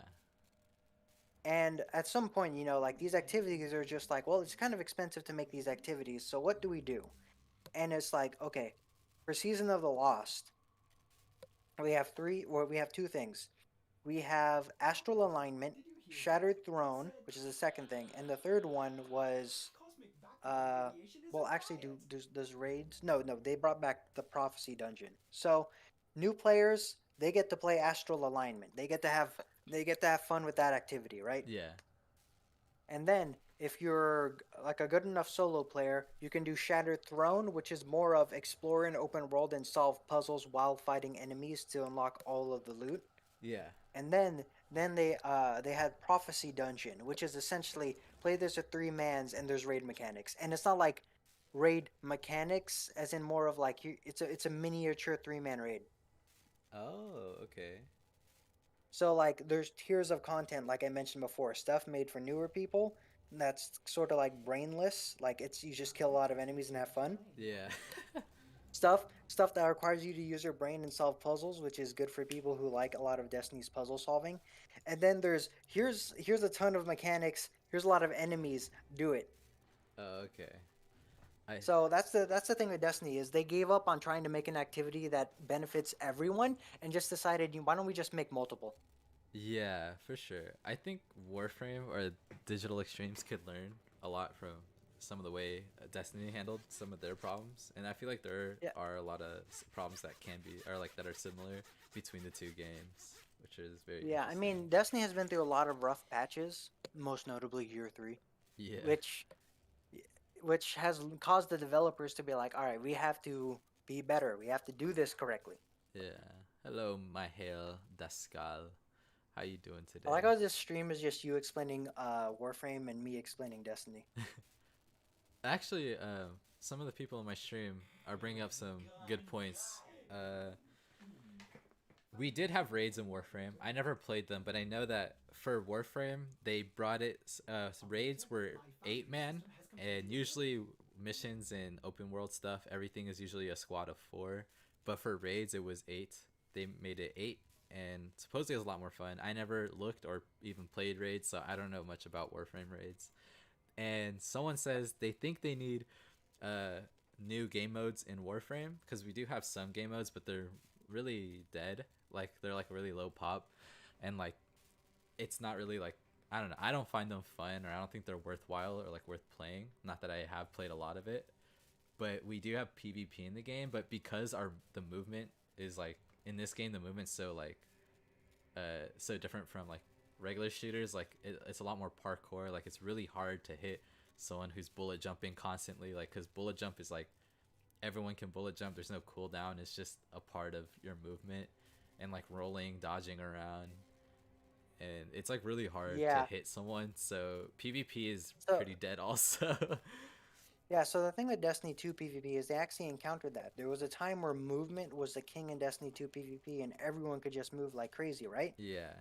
Yeah, the devs came out with a patch that just removed every single one of them. Oh wow. And they were just like they were just like no one's having fun. We're throwing away everything. The meta's different now. Get used to it. Yeah, I mean, I personally thought that was kind of based. for sure. But Interesting. like but like the reason why is because you know how movement sort of adds another dimension to like playing the game. Yeah. Like, oh, all of a sudden you have to swerve like this or predict where the enemy will go, right? Uh huh. Here, I want to give you an example of how much I hated Destiny 2's movement when I was playing in that PvP. Yeah. So warlocks have this tree called Attunement of Sky, and when you're in the air, you just get like this iframe dash, right? Uh huh. So here I am. I'm a sniper holding a corner, and when you're using a sniper in Destiny 2, you have a sniper glint to tell that you're there, right? Yeah. So you're not just like an invisible person who can one-shot people. So here comes this warlock acting dumb, doing a jump, losing his momentum and everything, right? Yeah. So I just predict where his head will be when he's falling down, except this dude just iframes away from me and goes behind the wall. And I'm like, that's stupid.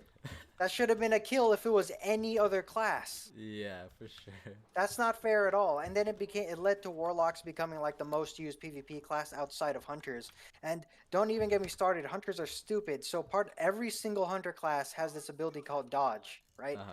Except it gets worse. There's a certain class that allows you to go invisible once you dodge, and once you dodge, all your opponent loses all aim assist, Uh-huh.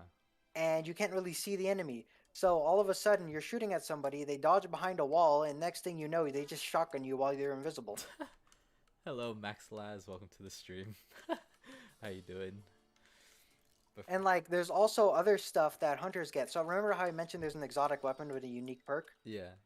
Same thing applies for armor. Some armor gives you unique perks. Like this one's stupid. So there is hunter legs that when you dodge, a certain effect will happen. So you know how a flashbang works in Call of Duty? Yeah. Well, if you're playing a lightning class as hunter and dodge right next to an enemy, their screen literally goes white for 10 seconds. Oh man. What am I supposed? What is the counterplay? Like literally, tell me what is the counterplay for that? The answer is nothing. You literally just lose. I'm main Titan, and Titans have like below 0.1% PvP usage. Uh-huh. No one touches Titans in PvP. They are worthless. Wow. Like, actually, I'm gonna say it right now. I'm fairly sure Titans are both the worst in PvE and the worst in PvP. Wow, really? Damn. Like the balance is whack to the point where in year 2 and year 3, Uh-huh. right? Outside of Well of Radiance, Hunter was better at everything else. And then they toned Hunter down and buffed Titan, right? Uh-huh. And now Titan is better, but they're still not the best because when it comes to boss DPS, Hunters have better deep damage ultimates, and then Warlock has Will of Radiance, which I told you is the most brain dead thing to have ever been added to this game. Yeah. I mean, like, I sound bitter over it, but it's a lot better than it used to be. For sure. Like, before, before Warlocks could be an 8 and Hunters were a 10, Titans would be like a literal 1. That's how bad they were. God. At least they buffed them. And that's why they're doing the whole class rework, right? Is you can tweak as many stat values as you want, right? Yeah. But the ability is going to have the same effect regardless because they would need to overhaul the ability to change it. And that's why they're doing an entire rework of all the classes in the game next year. Yeah, for sure. Because Titan's abilities are definitely worse than the other two in pretty much every way. Wow. The only reason they're good is because they have super tuned up stat values. Oh, okay. Yeah, yeah. Interesting. Very nice. Yeah, so like there are issues with Destiny. Like don't be a Titan main. Don't do what I did. Yeah, I think I picked like the hunter class, a hunter or whatever. Hunters are probably the best PvP class and one of the better PvE classes for damage. Actually, no, they are the best PvE class for damage. Yeah, I hope they rework PvP for Warframe, honestly, because I would like that's like the main thing about Destiny that has my interest is the PvP. I want to be able to PvP in Warframe, but it's not. Yeah, It's not really great. I mean I don't like PvP in Destiny 2 just because you know how weapons determine everything, right? Yeah. What am I supposed to do against a guy with a really really good weapon that he spent like months farming for? Oh, Max Laz. Thank you for subscribing, man. Thanks for subscribing to the channel. I hope you enjoy the content I put out. I understand if you have to sell mods. Whiterun Guard. I was a hunter in Destiny 2 as well. Yes. Hunter Gang. Rise. Rise up. There we go. There's the notification. Max Laz just subscribe. Let's go. Thank you. Is this happening more often now? I will start to stream. Well, this was supposed to be a test stream. I wasn't really expecting it to go for an hour and 36 minutes. But, what the hell? Might as well keep it running. It turned more into an actual stream than I thought it would. But, yeah, you could... I'll definitely stream more Warframe on YouTube. I have a Twitch that I stream other content that's not Warframe. I rarely ever stream Warframe on my Twitch, so if you want to stick to Warframe, I'll stream it on YouTube. But I do play other games like Valorant, Dead by Daylight, Brawlhalla, and just pretty much anything that I get into at the moment. But for now, I'm streaming Warframe on YouTube mainly, as far as I know for myself. But yeah. That sounds good. Like, I mean, I remember I tried to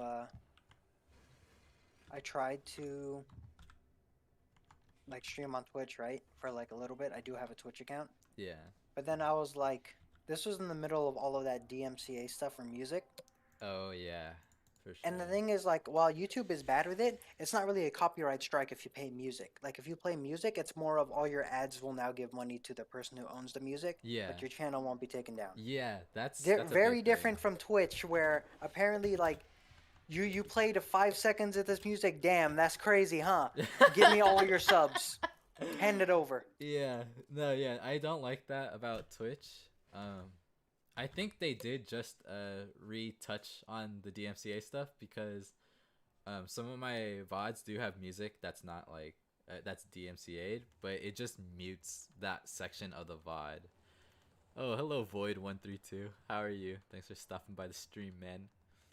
But yeah, the DMCA stuff is like I think it just got a little rework on Twitch. Yeah, if I was to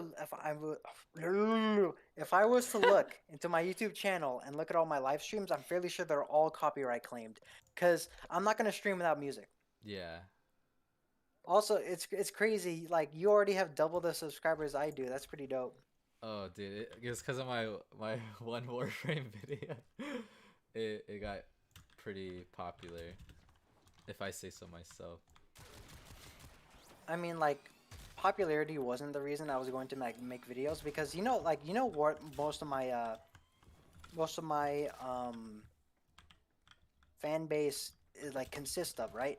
So there's the mobile game Girls Frontline, Yeah. which you know that I play that, right? Yeah, you've played that for a So- long time. I've been playing it for 5 years. So there is a very small amount of crossover between that mobile game from China and Call of Duty Modern Warfare, and yet somehow I got 140 subs from doing that. Yeah, dude, Hey. Girls Frontline was like your thing. I liked it. Yeah, and I'm like, sure, it's cool. I want to make Ghost Frontline content. Like, I want to make a video where I look at all my units and like all their builds and everything. But like, I don't want to keep having content for Ghost Frontline tied to Modern Warfare. I actually want to make Ghost Frontline content on the game. Yeah. And the other thing is, I play Destiny 2 a lot, so I realized I want to make Destiny 2 videos. I want to be like, hey, there's this weapon that came out this season. It's pretty cool and it's pretty easy to get. Here's how to use it. This is literally what you should be doing with this weapon. Yeah, for sure. Now, there are some other YouTubers like that, but the issue that I have with them is every single one of them is PvP focused. And if you ask me, right, the PvP meta is pretty stagnant. I mean, this weapon is cool and experimental, but like, will anything beat being a bitch and sitting in the back of the map with a sniper? Not really. Nothing has changed since 2014. That's still the strat. Yeah. And if you're not doing that with a sniper, run at the enemy with a shotgun. That's literally like shotguns make up like 70% of the special weapon slot. Oh yeah, for sure. So I mean, as much as like those channels are cool when they're talking about like this weapon has unique build, it's got this cool perk and everything. At the end of the day, it's not gonna do unless the weapon is broken as hell. It's not gonna shift the meta of PvP, and I don't even like Destiny 2 PvP. Yeah. I wanted to do a channel on PvE. Like, for example, for Season of the Lost, the current season, there's a hand cannon dropping called Annual Skate. It's a solar hand cannon. Yeah.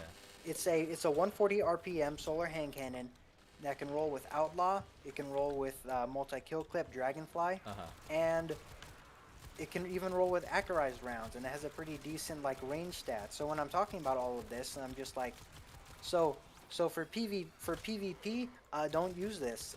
There's like you can go into PvP and some dude with like this weapon with one higher stat point is going to be out shooting you every single day of the week because he has a 600 he has a 600 hertz monitor. He snorted six lines of G Fuel, dude. Oh my god.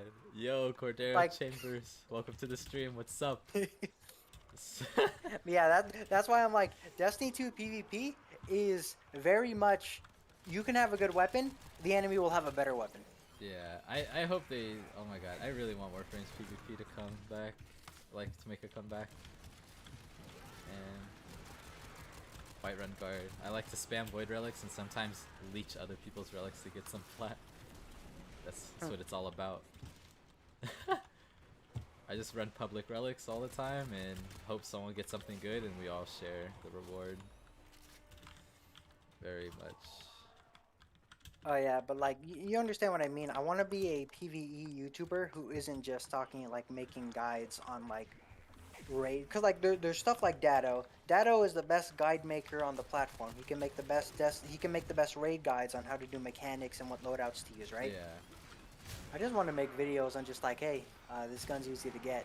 You should be using this. And it's like, why would you use this weapon? Well, it does this and this, right? Stuff like that. Yeah. I wanted to make a video series for new Destiny 2 players in particular, where not only I explain the subclasses and what they do, but also like what are the best weapons of each type to grab that's easy to grab. Oh, Like yeah. for example, like when I mention hand cannons, right? I'm not going to be mentioning Fatebringer or Judgment. That's raid weapons, bro. That's not obtainable for most people. Yeah. So I'm just going to be like, well, you can grab Annual Escape. Xur occasionally sells a bottom dollar. You can also get True Prophecy from Master Rahul. So I'm just like, yeah, there's just a decent amount of weapons you can get that's relatively easy. You should do that. I think you should really make that a series. I tried to do the same thing. Actually, the video that got 40,000 views for me was a video of me talking about a weapon that I really like to play with, and pretty much was kind of like what you're talking about, like a kind of like a review or like overlook of the weapon. But for me, it was more like a nostalgia video. Like, oh, I love this weapon. I used it for so long, blah blah.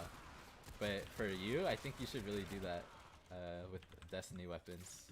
Oh yeah. By the way, have you ever seen on my channel one of those like peak parody videos? I have uploaded videos on my channel which are essentially just me messing around, like with editing and everything. Oh, I think I have seen. I might have. Okay, because what I was thinking of doing, right, is after all of those guys are done, right, I wanted to make an elitist video. In a Right? latest video. Okay, but the funniest part is just like, okay, so this weapon is better than this weapon, but it's not number one. Trash, garbage, scrap it.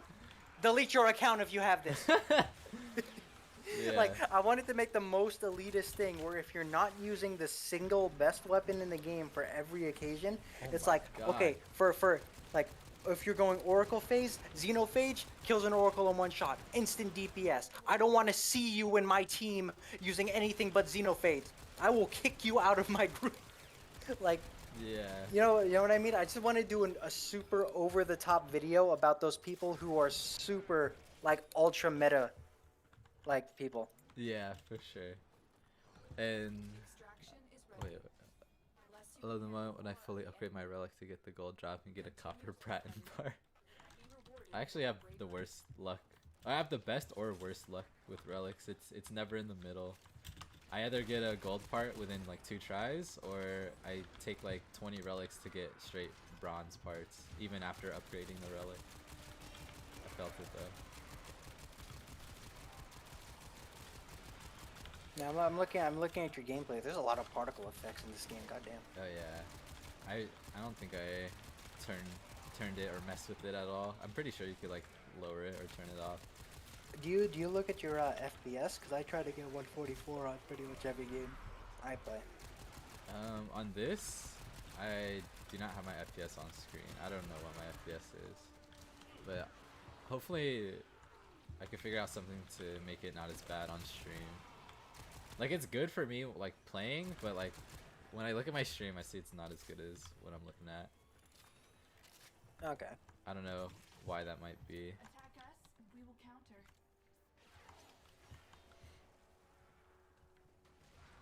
found your channel thanks to the Tibron vid. As many other seems, it just popped up on my feed. Yeah, that's actually crazy. I did Bro, not you want to expect know it what? go Okay, crazy. yeah, like you know how you have that video which sort of became popular. Yeah, you know my most popular two videos. Which ones? It's the girl's front So line, so right? yeah, okay, it's the Girls Frontline HK416 one. She's like the most popular character. I don't understand it. I think she looks kind of plain, and she's also kind of a bitch. So Yeah. I don't even like her that much.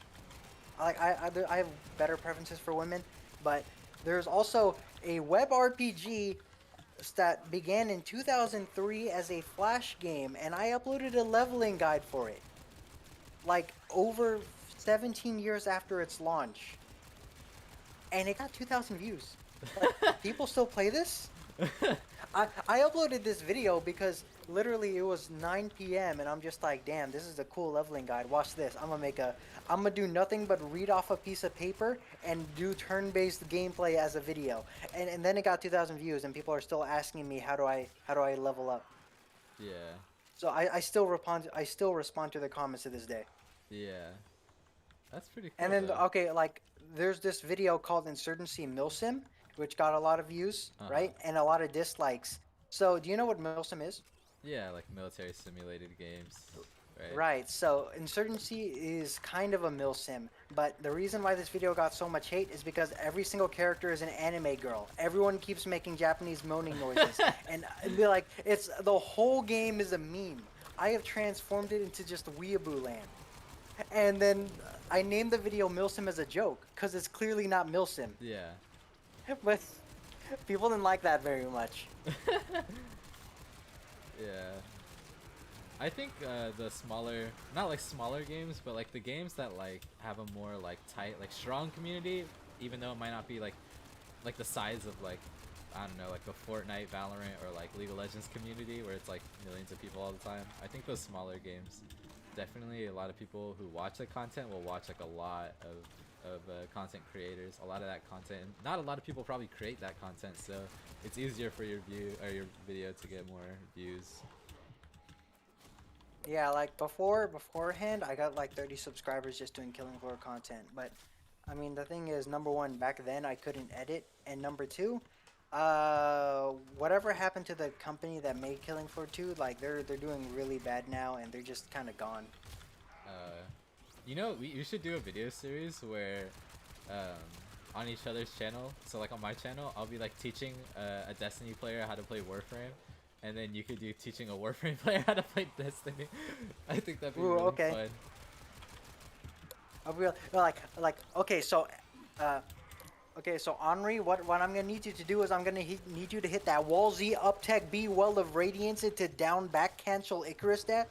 And then I'm gonna be like, is this a mod? And then you're gonna be like, Yeah. you're gonna be like, what? What? I'm gonna be like, is that a mod? And then you're gonna be like, that's actually a blah blah blah blah blah. And I'm be like, wow, wowie wow.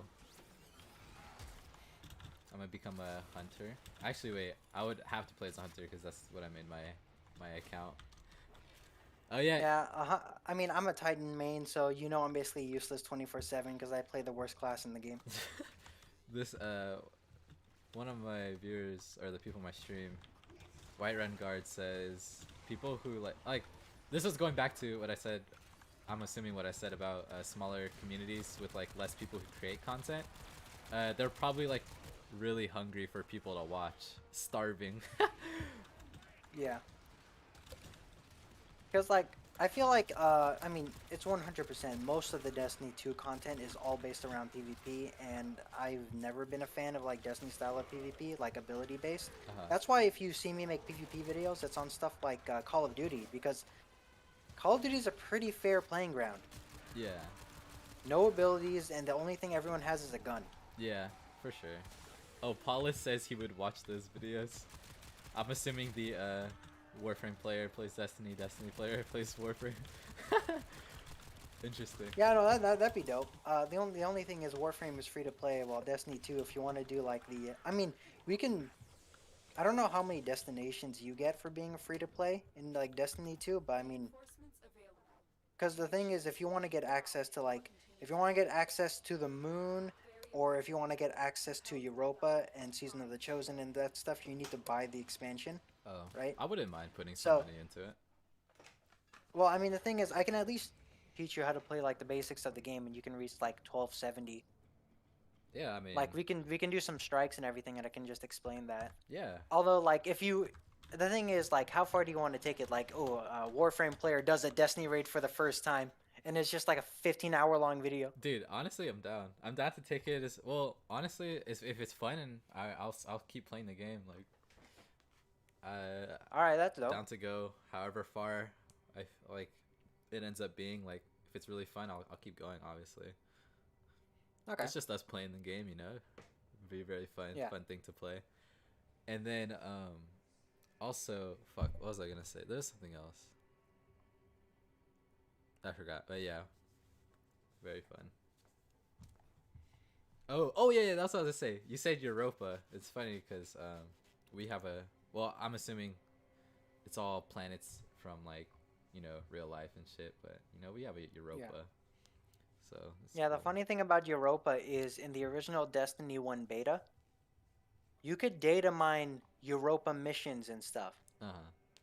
Oh, And it what? took 8 years for the Europa expansion to come out. Like the thing is, there was no gameplay, right? Uh-huh. No enemies, no geometry. There was nothing. There was nothing but text about Europa.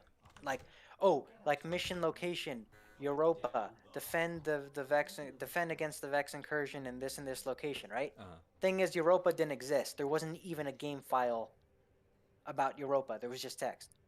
And then the Europa expansion was the 2020 expansion for Destiny 2. So it took them 6 years to release the Europa expansion. Oh, wow. For us, like, all of our planets, like, we have a star chart, which is just like all of the, well, I'm on it right now on my stream if you look at it, but it's pretty much just like the whole I guess solar system that we're in.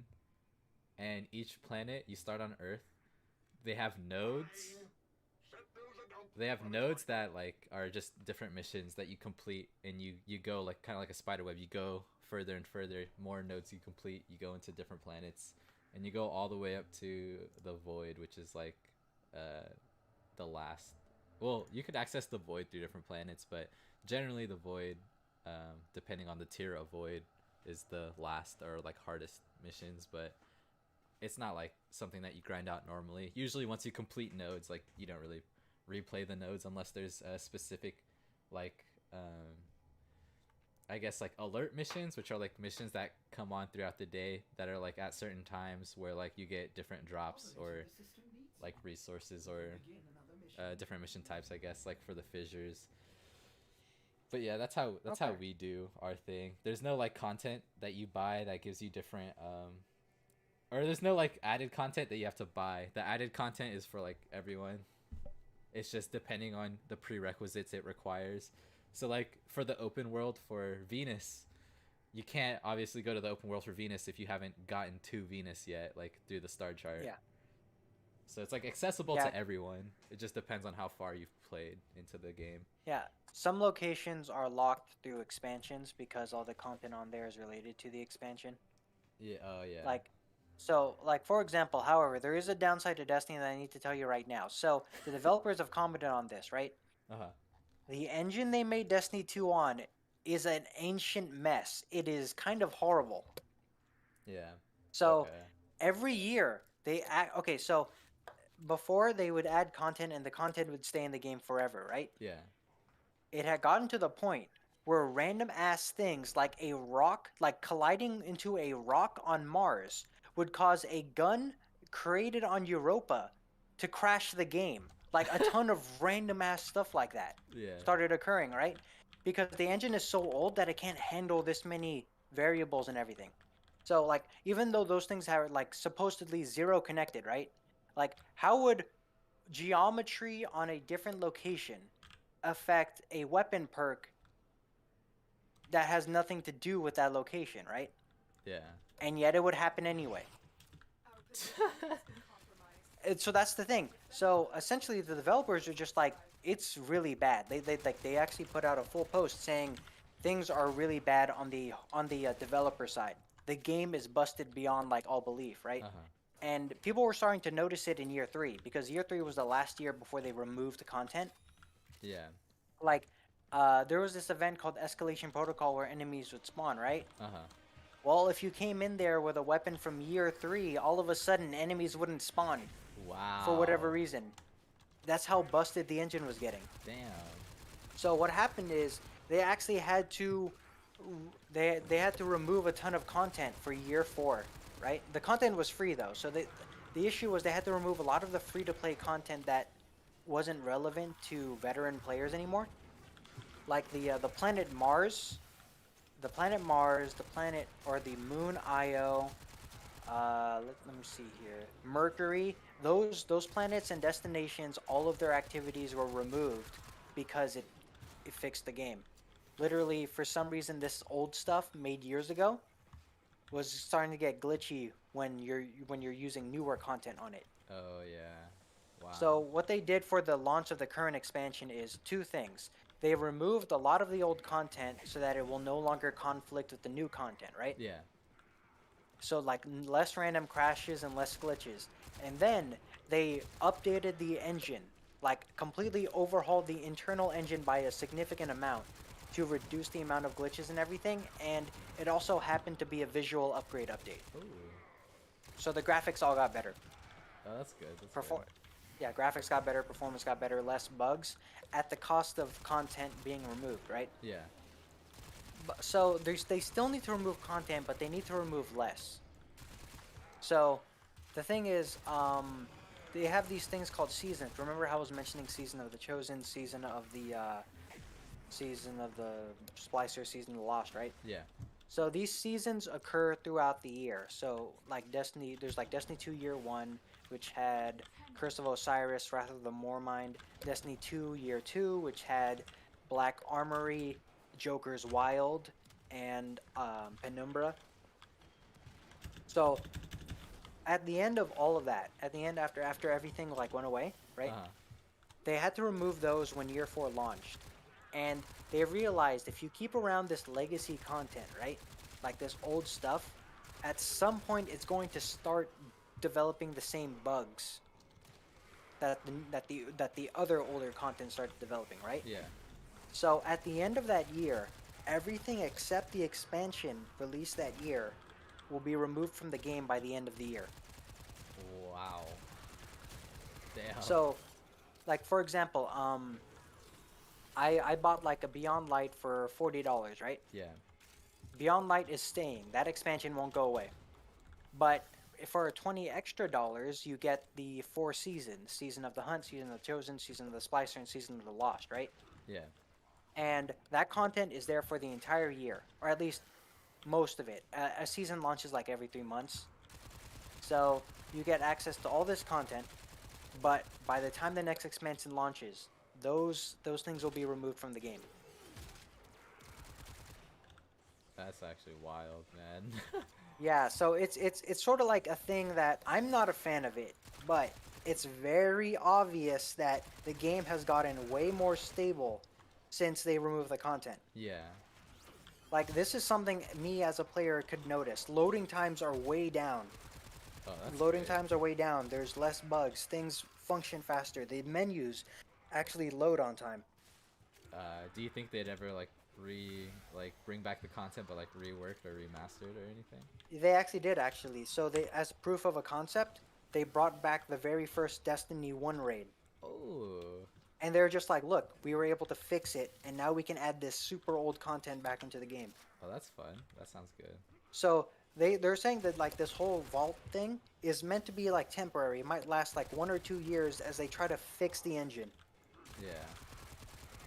So that's why I want you to tell you like if you're going to be like buying Beyond Light, the deluxe edition with all the seasons, Uh huh. all that content is leaving on February 22nd. Okay.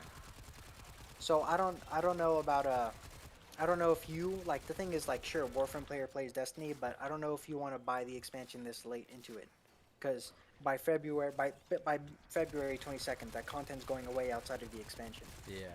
Although if you had me as your guide, no diff, I will get you to clear every single piece of that content within the first month. For sure. Like, bro, I am a god at this game. Be like, bet. Oh, Cephalon Cypher, what's up, man? Welcome back to So, the so what are we talking stream. about? Okay, so we were talking earlier. I am a mainly Destiny player. I play Destiny a lot. He's a Warframe player, and we were thinking of, he's going to introduce me to Warframe. I was going to introduce him to Destiny. The thing I was talking about is the current complications with Destiny's engine and the things the developers have to do about it. So it's more of like, do you want to purchase this knowing the information I just told you and everything? Yeah. Right, like terms and conditions apply type stuff. Yeah. For sure. Personally, even though I joined in the final season of this year, I still bought the entire pass, and I kind of played everything because I really played a ton of. I played a ton of Destiny too. I did all that old content within a month. Yeah. Yeah, White One God, you're right. Yeah, old content was. All that Destiny talk is pushing me into playing it again. Stop it. Go back to Destiny. This game is based. This game's good. So, yeah, old content was causing game-breaking bugs, and they had to remove it. So they're going to be doing that with content occasionally. How long has the stream been going? Let me refresh the stream page. Our stream 2 hours. is 2 hours, yeah, 2 hours long. How long do you normally stream? I usually stream for about 4 to 6 hours between there. Today's stream was supposed to just be a test, but turned into Man, I know you're really playing that game. turned into a little more. Yeah, Cephalon Zyphers, he joined my Discord for my channel, and we did a lot of Warframe talk. I played Warframe with him. Although my ping is really bad right now, we were playing together before when my ping wasn't as terrible. Like, I have a Discord, right? Do you remember that ancient Discord I cafe do that we remember. had from years ago? I do remember it, yeah. Right, that was crazy. The last thing we posted back on there was in 2018. Yeah. And then, like, Damn! last time Oh my God. the last time like the friends interacted, like, you know, Angelo and everything, Yeah. 2017. Sheesh. This place is old, and what's hella funny is you know those bots, like those Discord bots? Yeah. This server is so old that half of the bots no longer function and have been discontinued. Really? Wow. Yeah, that's how old this server is. Yeah. So I don't know if I want to make it into the. I mean, I feel like it'd be funny if I made it into my channel's Discord server. Just like, yo, why is there oh my God, dude, wait, there's still working GIFs of like shit that happened in Armio. Oh no! Wait, I gotta check it out. Oh my God, bro, what is this? Our high school days. Yikes. Dude, there's Steven lying on his back with a dodgeball on his stomach saying, "I'm giving labor," and there's a cow over his face. Oh like, no, that's Steven. I miss Steven. What Wait. happened to Steven, man? Okay, I don't know if I want to say this one on stream because like what happened to him is kind of fucked. Yikes. It's all good. It's all good. I'll just tell it. Question: if I send you a Steam message, will you see it? I will see it. Yeah. I mean, sorry, will the the stream? stream. Yeah, the stream will see it. It's all good. Okay, what about Discord? You could send it. It's still Discord too. You could send it to me like iMessage or something. Okay.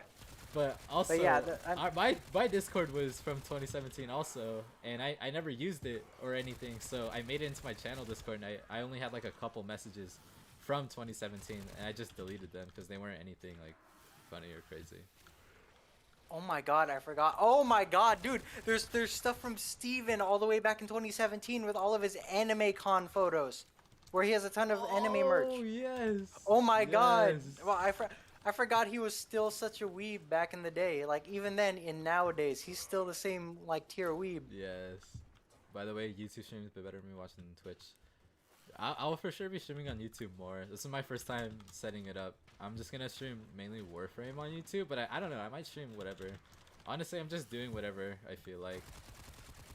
I don't really know. I don't really have plans, but I will come up with a schedule for YouTube.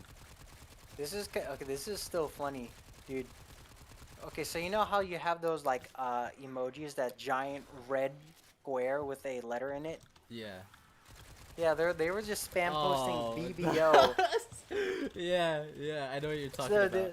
yeah, they're spam posting BBO and gay pride flags on fire. Like, Jesus What? Oh my god. Bay, bro, we were wild back in the That day. was definitely a time. You guys are such a nice duo. Please make the video series happen. Oh yeah, for sure. I'm down. Oh no, we do. We've been friends for like how many decades? Uh, well, Two decades, two basically. decades, yeah. Cause that's how old I Yeah, am. yeah, we've been friends for hell. We've basically been friends since birth at this point. I don't even remember when I first met you. I just know that I you, like actually you were friends at. I remember very distinctly how I first met you. Actually.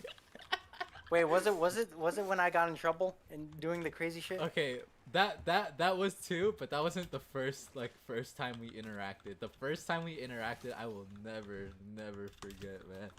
Oh, Wait, what happened? I can't even say it, dude. We'll get canceled. We'll literally get fucking. Oh, so it is me doing one of the things back in the day. You definitely were doing something, but it was actually so funny. I'll tell you about it off stream. It was really funny. I remember, like, I will never forget it. Jack Callisto, Yeah, what's like- up, dude? Welcome to the Oh stream. man, you know one of the memories I remember from like elementary. What is it? If you remember oh man, was it Dustin and Jalen fighting? Oh yes, Man, yes! like they were socking the shit out of each other. Dude, I remember that. We had to break them up. Oh my god, dude, that is, you just unlocked a core memory. I remember that. I got sent to the office because they wanted to ask me what happened because I was friends with Jalen. Also, I remember I got in trouble because I asked if I could punch you, and I did. I And the whole monitor looked at me and was just like, "What are you doing to that kid?" think I remember that. I do remember I you getting in trouble for doing something. But I Man, have like child amnesia. Like I don't remember anything before like fucking like 6th grade, to be honest.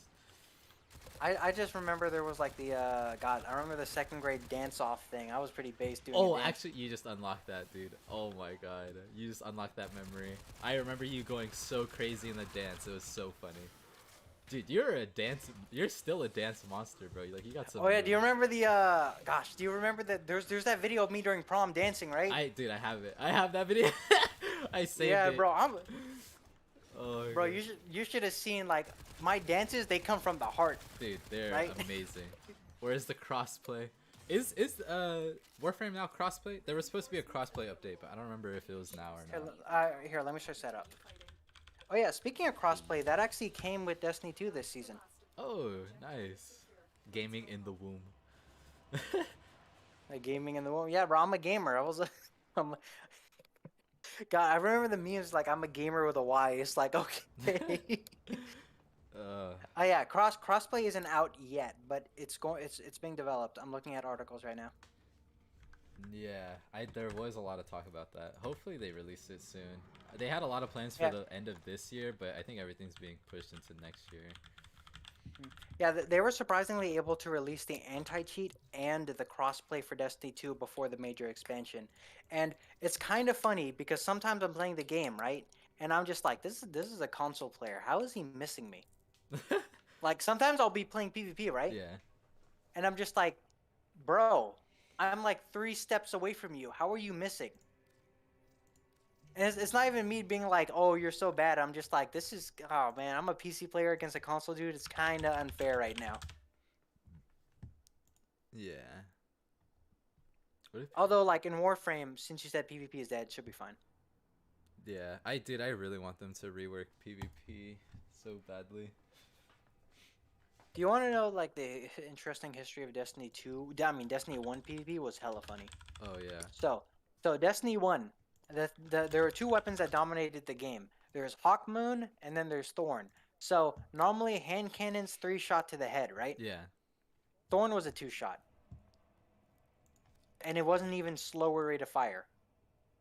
It was just a 2-shot. Like exotics were way less balanced in Destiny 1. And there was a hand cannon, right? Where it had 13 shots, but it rolled 3 dice every time you reloaded the gun. Like 3 13-sided dice. And whatever those numbers landed on, that bullet would do more damage, right? Yeah. They could land on the same bullet. And you could one-shot somebody to the body. What? Yeah, no, Destiny 1 PvP was wild and super unbalanced. Yeah. And then what's funny, right? So there were some joke weapons, like particularly No Land Beyond, which was a bolt action sniper rifle, Uh-huh. the only bolt action in the game, and it did less damage than the non bolt action sniper rifles, right? The main advantage is that it went in your primary slot. Oh, wow. But the thing is, the weapon was horrible because it's a sniper using iron sights with like, every time you shot the gun, it took like 2 seconds to load the bolt again and fire. Yeah. Right? So you get melted. The funniest part is by year 3 of Destiny 1, everything was nerfed so heavily that the meta revolved around that sniper rifle. Sheesh. That was the most used weapon in the game by the end of Destiny 1 for PvP. That weapon, which used to be the worst in the game, was now number 1. That's crazy. Yeah, it showed people just how when like Destiny 1 started off super overpowered, like all of the weapons Yeah. and like PvP abilities. So every patch was just nerf, nerf, nerf, nerf. And then by the end of it, the worst weapon in the game was now the best, which gives you an example of just how badly everything was nerfed. And then Destiny 2 launched, and part of the issue with Destiny 1 was how strong abilities were. Like a grenade would just one-shot you, right? Yeah. And ability cooldowns in Destiny 1 were crazy. You would get a grenade like every 20 seconds. So you could just throw a grenade at the enemy and they're done for. So in Destiny 2, they made it so that everyone has the same grenade and melee recharge rate, and grenades are weaker, right? Yeah. And the game revolved around nothing but gunplay with like barely any movement or abilities. Well, people hated it, so they went ape in Destiny 2 Year 2, where now everyone can just equip whatever weapon in any slot, and also all the abilities, you now regen abilities twice as fast. Your supers, you get them twice as fast. Everyone's stronger. Wow. Like, Destiny's PvP, like, there should totally be a video on it, but Destiny's PvP has never been consistent. Like, you know how every time, like, Counter-Strike 1.6, all the way from the, like, 1990s, Yeah. is still recognizable as Counter-Strike. Yeah. Right? Even up until to this day, Counter-Strike Global Offensive is still Counter-Strike. Uh-huh. I can't really say that about Destiny. This every year, like the meta is so different because they try to like revamp it every year, and some years it works, some years it doesn't. Yeah. Wow. Interesting. But yeah, that's why I don't like trying to get used to Destiny like PvP, because like there could just release a patch where all the balances changed. Yeah. I see. I could see that. Oh, someone just brought up a good point, or Zypher brought up a good point about when they do crossplay. Warframe's gonna have a bit of they're gonna have to work on that right now before they add crossplay. Is fixing the prices, or like figuring out how to merge like console economy with the PC's economy, because like Ooh, all right. every 2 weeks we get a void trader. This is like another thing, another factor. We get a trader every 2 weeks, who comes by and delivers some items that are like definitely like it's harder to get from the game. Sometimes there'll be prime mods that you can't grind from in game. It's like stuff that is actually more exclusive, like not things that everyone can get. And well, I mean, I guess everyone can get it because he comes every 2 weeks, but he brings exclusive things that you can't usually get from grinding in game, right? And it changes every 2 weeks that he comes. It changes. It's always changing. And PC and console are different, so he brings different things every 2 weeks depending on the platform that you're on. So if they make it crossplay, that might like be like a really big factor, like how it would mess with the prices of some of the things that they might have gotten on console that are a little more like I guess there's more of like not a surplus, but definitely more of in console than PC. I see. Interesting. Yeah, like in Destiny 2, right? The interesting thing is the weapon meta is very different when you switch from mouse and keyboard to Like a controller. controller. Yeah. And I don't mean just like, oh, it feels better. No, I mean like their stats are literally different. What, really? Yes. What? I did not So know that. yeah, so on controller, controller weapons have a lot more recoil to make up for the fact that they have ridiculous amounts of aim assist. That's Like crazy. weapons, like you don't need to be as accurate with weapons on controller compared to weapons on PC. Weapons on, like, you know how like Hanzo's arrow has like a big hitbox, or at least it did Yeah. in like Overwatch. Yeah. That's basically that's the difference between McCree's bullet is PC, Hanzo's arrow is console, Damn. and like they're completely different weapon metas because of the aim assist on like console and the different stability. Like the main things that change are recoil and recoil style, stability, and aim assist. So PC has much lower aim assist than any other, like than any of the consoles, right? Yeah. But on console, they have a different type of recoil called visual recoil. So when you shoot your gun, your whole screen moves as well. Oh wow. But on PC, when you shoot your gun, the only thing that really moves is your gun. Your gun does a recoil animation with minor screen shake to put you off the target, right? Yeah. But on console, the gun literally goes off center. Damn. But the thing is, you can aim pretty far away from the person. Like there was an example where if you played controller and you used the throwing knife, right? Yeah. If you aimed it at your opponent's hip, it would hit their head. That's how extreme the Oh aim my assist was on God. console. Yeah. So that's the thing. It's really weird the difference between the console and the PC meta for Destiny 2. Yeah. And when we got crossplay, right?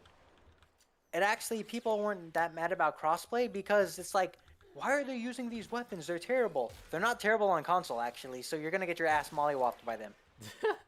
Yeah, so it's like, this guy's using sidearms on, like, PvP, what is he gonna do? Then he just 3-taps you hip firing, is like, oh god, he's a console player. Yikes. Zypher says So- the void trader I was talking about earlier is like the exotic trader in Destiny 2. Oh yeah, so every week on Friday, there's a character who appears called Zur. Uh-huh. And Zur sells, he sells, like, 8 legendary weapons, 1 exotic weapon, and 3 exotic armor pieces, 1 for each class. So he appears on Friday and disappears on Tuesday. Oh. But each week he has a different role of equipment. So say that you're a new player, right? And there's this super meta like exotic weapon that you don't have, right? Yeah. Everyone tells you to get it. Well, every time Zur appears, he also sells this random, like he sells a random exotic, right? Yeah. Literally it's random. But whatever exotic you get outside of that, whatever exotic you buy from the random pool will be one you don't have yet. Oh, okay. So at some point, right, you're guaranteed to get a new exotic every week until you filled out your list. Yeah. So that's good for newer players. That's his whole point, is to allow newer players to gear up using exotics. Oh, nice. The thing is, some exotics don't come from RNG. Some exotics come from quest. He will never sell those. Okay. I see.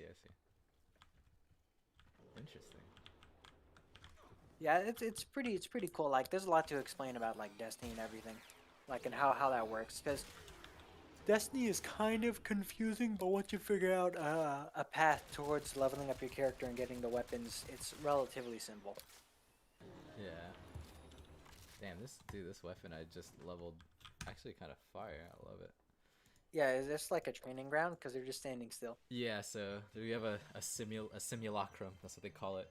You just if you scan enemies in the game using like this scanner thing that you have, you can unlock enemies types, or like enemies to spawn, and you could test out your weapons and builds in it. Yeah. They like, people have suggested adding something like this to Destiny, but the devs are just like, it would be useless because there's a big difference between normal enemies, master enemies, and grandmaster enemies. I see.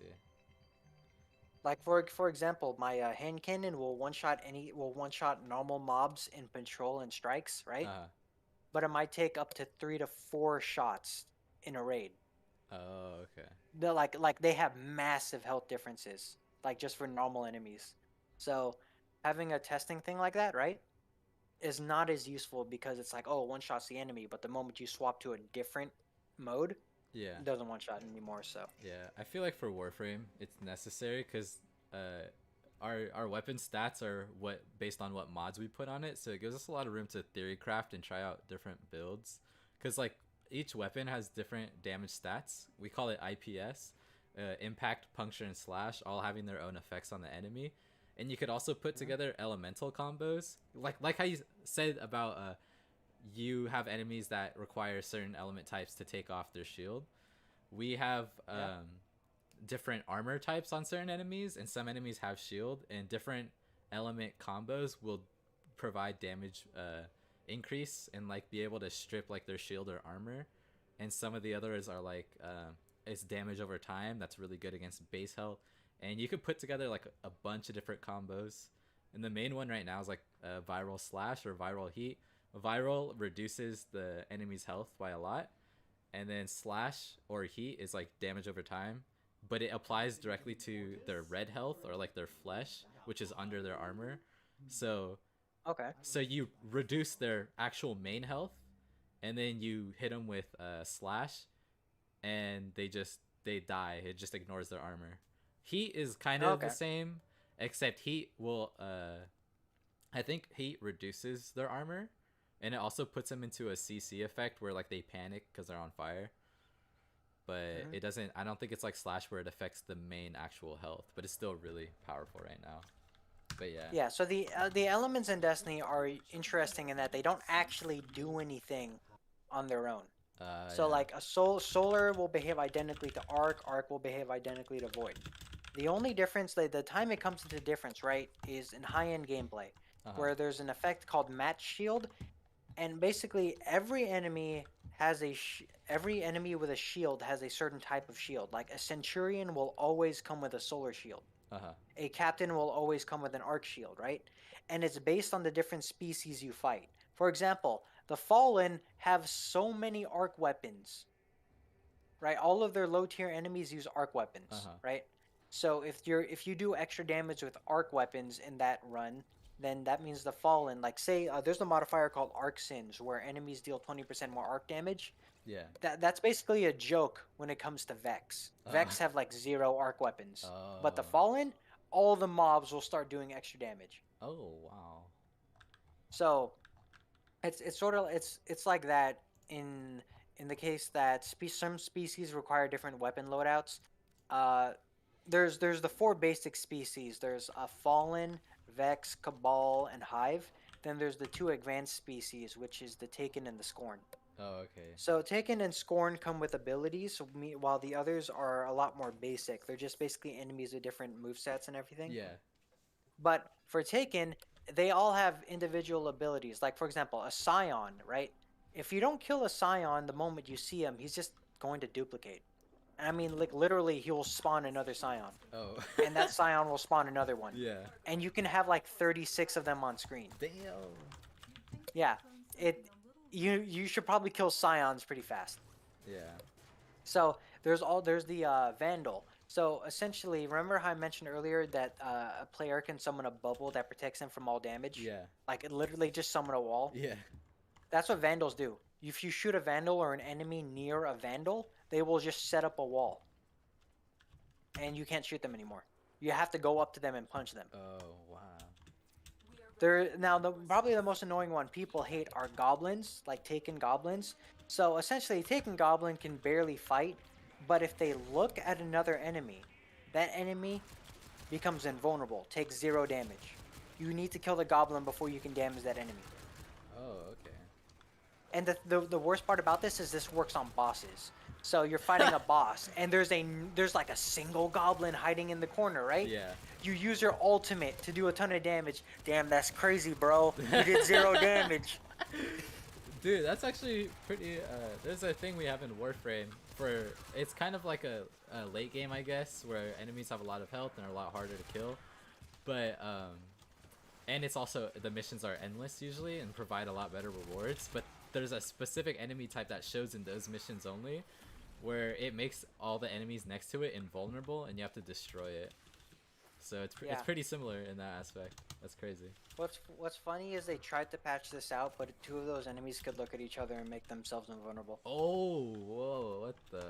I mean, like they patched it out, Like they successfully patched it out at some point, but it was just funny because when they're protecting another unit, they can't fight. So you would just have these two units staring at each other, and you're just like, damn, that's crazy. I can't wait for you two to end this. That's really funny, actually.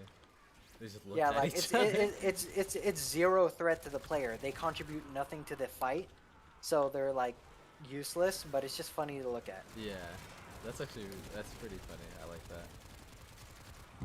Oh yeah, and then okay, so you know how there's like in these shooters to regain health, like you hide behind cover. Yeah. So okay, so there's something I like to call like the high tier aggressive enemy. So the Fallen have the Captain, the Hive have the Knight, the Vex have the Minotaur, and the Cabal have the Centurion, right? Yeah. Now the Taken are essentially mutated versions of them, like commanded by a different force. But the Taken Centurion, right? He will throw a giant black wall at you, and if it touches you, your screen goes black for like 5 seconds. So in the middle of PvE, you're fighting a Taken Captain, and he hits you with this. Good luck. Damn. Your new objective is to survive. Yeah, for sure. And then for Taken Knights, if you hide behind cover, right? They'll stand still for a second, raise their head, and spawn flames to where you're standing. Uh-huh. So they will force you out of cover by literally putting an AoE damage field where you're hiding. Damn. Wait, I'm And getting that wild. also applies for that black wall I said that blinds you. Yeah. That also goes through walls. These enemies, like the Taken enemies, force you to move and engage with them. Like the Goblin makes an enemy invulnerable. The Vandal puts up a wall. The heavy units cause abilities that go through walls to attack you, right? Yeah. The whole point of the Taken enemy is to force you out into the open to fight them. And when you are fighting them, you can't just kill the big guy immediately. You need to kill the smaller ones first. Yeah. Because like Scions, if you don't kill them, they'll multiply. You don't kill a Goblin, you can't damage the top tier ones. You don't kill the Vandals, they'll put up a wall. Yeah. So like all of the enemies are designed to be as annoying and synergistic as possible. Yeah. I mean, I kind of wish Warframe had that. I wanted to make a video talking about how all the enemies in Warframe feel like the same, just slightly different. Because, like, we have different enemy types. Like, an enemy that's, like, melee only, but it could, like, grab you with, like, a wire and pull you towards him. Kind of like Roadhog. And then we have, like, ones that will nullify your abilities. So if you're within its range, inside of, like, this dome thing that it has, your abilities won't be able to activate. And any abilities from the outside that have, like, an effect that travels to them or like whatever, they can nullify like any pretty much any ability inside that bubble that they're in is nullified. Like it won't be used or active or anything. But like Okay. everything in the game though, like even though they have different enemy types, they all kind of just feel the same because in Warframe you grind to become really powerful and you kind of just one shot most of them. Now there's like some that have like a lot of armor and that you can test on. That usually we have an enemy that is pretty standard for testing because it has a lot of armor. But like once you get like really powerful, I mean you kind of just kill everything. Like Yeah. I don't Okay. know. Nathan in chat. Yeah, he says he tried to get into Destiny, but it was confusing, so he stopped. Destiny is a pretty confusing game. Like it's kind of not straightforward sometimes, but. So you're mentioning like how enemies feel the same in like Warframe and there's like armor systems and everything? Yeah. Yeah, the equivalent to that would be the shield system, which you need to, use the abilities to break through the shield, like match the damage type essentially. Uh-huh. So I only told you about the Taken, right? Yeah. Which are like a lot of it is defensive where they force you to get out into the open and fight them on their terms, right? Yeah. The opposite of that is the second advanced race, the Scorn. And the Scorn kind of give me cancer. So basically, everything about the Scorn is meant to be as endless offense as possible. They will never stop running at you, right?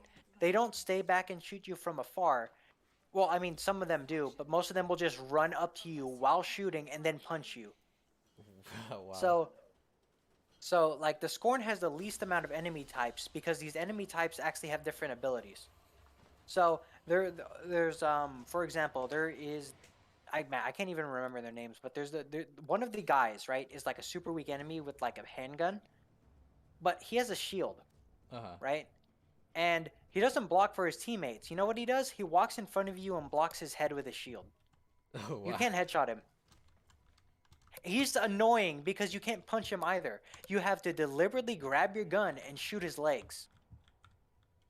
Yeah. So he's meant to like he just blocks you from shooting the other enemies with his own body, and he's super annoying, right? Yeah. So there's the no there, so then there's the other enemy, the stalker, right? Uh-huh. So they're they stand still and shoot, but like the way they move, they don't move by walking. They turn into gas and then travel somewhere else. They're completely invulnerable while moving. Wow. And you know, the worst part is they can just go invulnerable, run up to you, transform back, and punch you. And I'm like, okay, sure, nice free punch. Yeah. Steven Karp says he's been playing Destiny since launch and only recently got into Warframe. He finds Warframe so fun, but very confusing at the start for sure. And It Paulus. seems both games are confusing to new players. Yeah. And then Paulus says you didn't tell him about fashion frame because just like in Dark Souls, fashion is everything.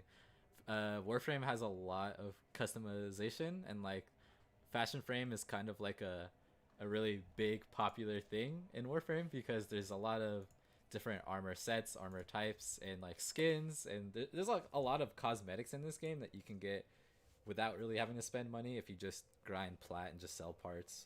And there's some that they give out like through like holiday events and stuff. And there's some that you can get from Borrow or the Void Trader. He brings armor as well. So yeah, fashion frame is definitely a big part of Warframe culture. For sure. Yeah, so that's actually interesting with Destiny. Destiny fashion didn't really occur seriously until last season Yeah. because Be thinking, operator. essentially, right? I haven't told you anything about the armor, but armor has stats, Uh-huh. and these stats are actually pretty important. So the thing is, you just use the best armor, and it would look whack because armor would be randomly rolled. So you would have a bunch of armor from different sets together with all different colors, and it would kind of look like trash. Just to like, you know, get like the most like best stats or whatever, but it Yeah. doesn't match anything. Yeah, but as of last season, they added a transmog system. So every Yeah. full armor set is made of 5 pieces, right? Yeah. Every season you get 10 pieces. Every season you get 10 transmog items, meaning you can essentially this applies. And the thing about transmog is it applies forever. So once you like say you have like this raid armor, right? Yeah. Like you really like the raid legs. Uh-huh. You can use transmog on the raid legs, and every single piece of legendary gear you get from now on can be made to look like the raid legs, Yeah. like no cost. It's a once and done. Yeah, it's kind of like World of Warcraft. They have like a whole transmog system. Yeah. What I like about it is that it doesn't cost anything to turn it off or turn it on. Once you use it, it's there forever. Oh, that's good. That's good. For us, it's like we don't have like the armors that we have that we use for fashion isn't stats at all. It's just purely cosmetic. The armor and like your stats and stuff is all on your warframe. So your warframe has like its own armor, health, and shield stats, and then the actual like armor pieces, like the cosmetic parts of the appearance of your warframe, it's just cosmetic. Yeah. That's something Destiny players complained about was the fact that armors weren't cosmetic in Destiny. Nah. You want to be the best? Look like trash. And so people were just like, that's lame. And then they, of course, they made it better, like I said. Here, let me show you my armor sets that I've made. Like, I feel like you're going to like these. I actually worked a lot on the shaders for these and everything. Uh-huh. Oh, Nathan says, can you transmog a transmogged item if you get bored of the way it looks? In Destiny, yes. You can turn it off and on as many times as you want. Nice. There's no limit to it. Should you go through the star chart first or do missions one by one and focus MR rank? What are your tips on that? For start, I would definitely recommend. Okay, so if you're newer to Warframe, my best piece of advice is to do the quest. Which, if it doesn't take you through the whole star chart, then you don't have to do the whole star chart. I would just focus on getting the junctions and getting to all the planets and get through the main quest line, which is Nata, Second Dream, The War Within, those main story quest lines open up like a lot more of the game, and then you could finish the star chart like doing all the nodes, and you can unlock arbitrations, which are like the late game missions that are like give you better rewards and stuff. But as for like completing it, it's not really a big necessity unless you want to start getting into that later game stuff. But if you're newer, you don't have to worry about that. Just get those quest lines done, and you'll have a lot more fun. And MR, just do MR along the way, like build a lot of the guns in the market, and just grind them here at the node I'm currently at, which is Sedna Hydron. Or you could go to Saturn and go to Helene because it's lower level enemies and it's a little more easily available. But when you level MR, just make sure the enemies you're killing is from the Grineer faction or the Grineer tile set, because the Grineer give more XP. So that's why a lot of people recommend the Grineer like nodes like Sedna Hydron and Saturn Helene, because they give more XP. Oh yeah, but where's your transmog pick? Or the link? Me? Yeah, where are you showing it? Oh no, what I'm doing is I'm making them right now in Destiny. I'm gonna screenshot it and upload it to Steam. Oh yeah, do it. Because I'm really interested. Cosmetics are like for me personally, cosmetics are pretty like making your look and being able to like have a lot of customization is pretty big for me. That's why I love Warframe. It's so like you can customize like a lot of things in the game. Or like exclusivity with items and cosmetics. I love when you're like, damn, that guy has like this armor or like this drop that's like hella crazy. Like I hope I can get that. I really like that. I kind of wish Warframe had more of it. But they do still have some. Like a vaulted prime. There'll be a Warframe that's like that was vaulted, so you couldn't get it anymore, like from relics that would drop in game. And they put them in a vault, can't get them no more, and if you had it, you'd be like, oh damn, that guy has a frame. It's like vaulted, you can't get it anymore. But you could still probably buy it off people in a trade chat for like Oh, I haven't told you 505. about that. There is stuff like that that leaves the game forever, but like is seen as like status symbol. It's called titles. Oh. So you get a title by doing all of the content in one certain area of the game. So, for example, Gambit, if you complete pretty much everything you can do in Gambit, you get the Dredgen title. Now, I have 3 titles. I have Almighty, Savior, and Dredgen. Reinforcements available. Now, Almighty was if you participated in Season of the Worthy and did literally everything you could. Oh. And then there was Savior, which is do everything you can in Season of the Dawn, and then Dredgen, which is do everything you can in Gambit. Oh, Chris Lee, So- thank you for subscribing, man. I appreciate it. And yeah. Yeah, so part of it is that like in order to get a title is not like you're lucky or you grinded for it. A title is in this certain segment of the game you are really good. Ah, yeah.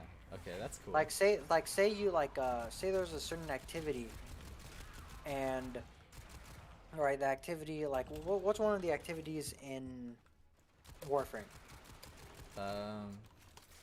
Like, just like a. I don't know. What do you mean activity? I don't know either. Like what's an what's an activity in Destiny, like a mission or like Okay, so say like every single raid has its own title because raids are all different, right? So every raid has a challenge mode. So to get the title for a raid, you must do the raid on the hardest difficulty, do every single raid challenge, beat the raid without dying once, like stuff like that, right? Essentially, once you get a title, it's proof that you are pretty much a god at that part of the game. I see. I don't know. There's something similar to that in Warframe. I don't think I can't think of anything to make that analogy with in Warframe, to be honest. Okay, yeah, that's what I like about the title system is that it's essentially like this is proof that you're good at the game, like really good at the game. I see. I mean, there's like some cosmetics in the game that you could show, like, oh, you've gotten this far into like a faction. But like there's certain faction armors that you can get if you get the max rank in that faction. and you could use it on your like warframe or whatever. I would say that's probably the closest to that, but it's not like crazy. Okay. But yeah, this guy's voice is just nice here, to be honest. There's the thing with Excal. Oh, we do have one really exclusive warframe, and it's called Excalibur Prime. Excalibur is like the poster boy of warframe, and he's like one of the starting warframes you could choose. And a long time ago, when the game first came out, they had a founders pack that you could buy where it had Excalibur Prime, and they never brought it back like ever again because like it's a founders item. So that's like the one truly exclusive warframe, and that one's really rare because not a lot of people bought the founders pack to a free-to-play game that wasn't really that popular back then. Can I tell you something that's interesting, like a similar situation, but in Destiny? Yeah. So in Girls Frontline, you know how mobile games like to have collaborations with other series? Yeah. So do you know what the series MiHoYo made before Genshin? Yeah, it was something else Impact, right? Like Honkai Impact. Yeah, Honkai Impact, right. So the thing is, Honkai Impact's pretty cool. The girls are cute. But anyway, they had a collaboration with Girls Frontline in like the second year of Girls Frontline, right? Yeah.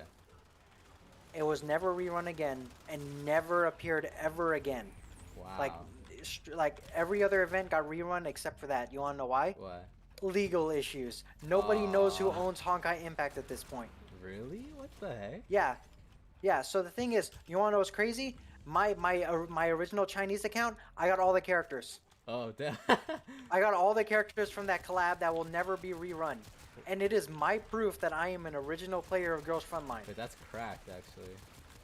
Yeah. I don't even know if, like, so the funny thing is some of them are still good nowadays, and just nobody can get them. Oh, I didn't even see this comment from Steven. I didn't know you started playing 3 weeks ago. MR8. Thank you for the tips. Yeah, of course, man. Also, Amazing. Chris Lee, whose voice is nice to hear? I know, right? Me or him? Yeah. I don't even know. I don't know who's talking about. Is he talking about you? Is he talking about me? Oh, Chris Lee's asking how do you join this man's Discord. You got a link? Yeah. Is that on your channel? I have a Here, link let me post it in chat. in my channel. Pretty much on any one of my videos, and if you go to my channel, I do have links on the. I'm posting it in banner. chat, Chris Lee. Here you go. Oh, thank you so much, James. Yeah, that's cool. But yeah, we have a lot of people in there who play Warframe, and they play other games as well. Feel free to interact and hang out. Don't feel pressured to chat if you don't feel like it. Yeah, oh yeah, that's probably the hardest thing for me in like Destiny 2 Rage is just talking to a bunch of random people. Can I tell you something incredible that happened once? Yeah. I joined a British team of nothing but British people, right? Yeah. And they're just like, "Oh, are you an American?" And I'm just like, "Yes." He's like, "Oh, he's an American. Does it sound like American?" And then one of them is just like, "No, you just sound Scottish." And I'm like, that's definitely not American. It was so confusing because they were arguing. This guy, okay, so he's saying you have a cooler voice than I do, Rip. I mean, you do sound more chill than me. That is true. I beg to differ. I don't really Actually, sound chill all the I'll time. say my tone is more relaxed, but yeah, I'll just say my tone's a little more relaxed, I guess. I've never really gotten into like the whole chill streaming. The way I talk, like I've never found a way to just like talk calmly because it was sort of something like I guess my mom taught me. But like if you're going to talk, people need to pay attention. So make sure you sound important and that people will stand up and listen to you. Yeah, I mean. So I never really found a way to like talk like chill. I never found a way to chill talk. Every time I talk, it's like up front with proper English and everything. I mean, I think that's great though for if you're more of an informational channel. Like you do more. It was really good for public speaking. I'll tell you right now. I aced that class super hard on my speeches. Oh no, yeah, for sure. I bet. But like if you do more informational videos, I feel like that would make your voice stand out a lot more. Obviously. Yeah, even if I go back to my older videos, like the ones with little editing, I still have a good voice when it comes to explaining stuff. Let me actually put your name in the title because I forgot to edit my video title, just so that they could see your channel as well. Because Paulus does want to see your channel, which is great. Okay. Great. He makes very fun content, if I say so myself. Featuring Alunoir. And you could also link it if you feel free or if you want to. Oh shit! Hold on. Someone's asking me to do a grandmaster right now. I just got a DM. All right, base. Yeah, sure. Sure. Let's let's go. Let's go. No diff. No diff. Level 1 run. Let's go. Level 1, right? Level 1 gun. Level 1 run. No diff. The I might have to leave the Discord call because it's one of my brother's friends. Oh yeah, no. Which is kind of a rip that you just added me to the Dude. other text. Yeah. Hey, I'll link your thing, or let me see. Let me go to your YouTube channel thing, and I'll just put the link for him in the chat. Yeah, he's great, man. Definitely check out his content. He has a lot more videos than I do, and Oh yeah, okay. it's very funny. Mr. Paulus, Mrs. I don't know what word Paulus is, but okay. Paulus, let it be known that only recently, as of the last like year and a half, my content is good. Everything past that is essentially me messing around with a video recorder. Like Angelus, have you seen any of the earlier stuff, like the really old stuff? I think I might have seen a couple videos. I definitely remember. Okay. Oh man, I need to let me see if I can find this video, but I want to show you it. It's one of the oldest ones I have with me and Michael. But oh dude, I hope we still have it because okay, can I tell you what happens in this video? Yeah. So I'm playing, you know Ghost Recon, right? Yeah. I'm playing Ghost Recon with Michael. And this guy, he's like, I'm in the Air Force. I can fly. Our helicopter explodes and we crash into the river and we need to go on foot while injured to capture this Russian cartel, dude. And dude, everything goes bad because what happens is we're interrogating him, right? Then his character model desinks from the interrogation and now this dude's just floating in the air like he's being possessed. That's actually... It's so stupid. I got like early on the videos on my channel are just, you know, Shadowplay? You mentioned Shadowplay, right? Yeah, that's what I used to use. All right, I mean, Yeah, I still all use of my it. all of the videos on my channel were from Shadowplay clips that already happened. You know how you can go back in time and essentially record? Yeah. Yeah, that's where all my clips essentially came from. That's actually hella crazy.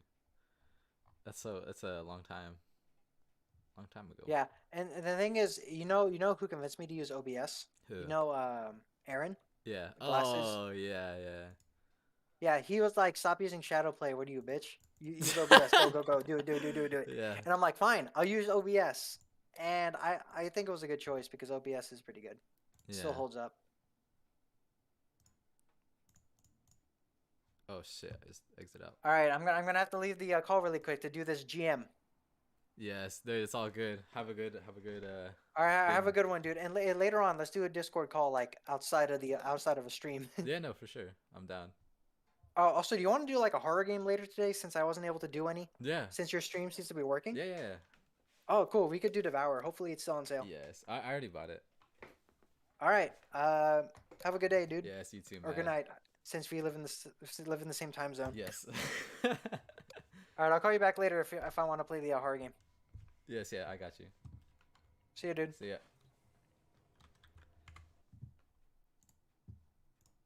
I didn't even hear him leave. Damn. Yeah, it's my friend James, or Alunoir. Sorry, didn't mean to drop the name. But I put his link to his channel if you guys like to hear his voice. Orbiter deck's so clean, no floors everywhere like mine. Or no floofs. I have a lot of floofs on my floor in this one particular spot. Oh man. But yeah, definitely check out his channel. He does a lot of Destiny 2 stuff. He's one of my close friends.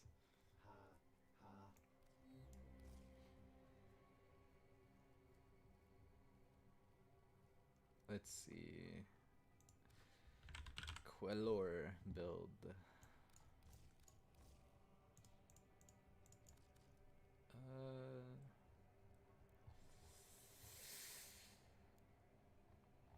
Damn, I might need a formo one more time. 200 cage quackas in the orbiter. I have one cage Kawaka and then one cage Konjok as well. The guy James' voice is not so pog. I think it's pog. I like hearing his voice. Paulus is for Paul. It's like old Greek version of the name. Oh, Paul. Nice. 3006. What's the 3006 for? I like James' voice. He talks a lot, so it definitely gives me some noise for my stream when I so I'm not like quiet all the time.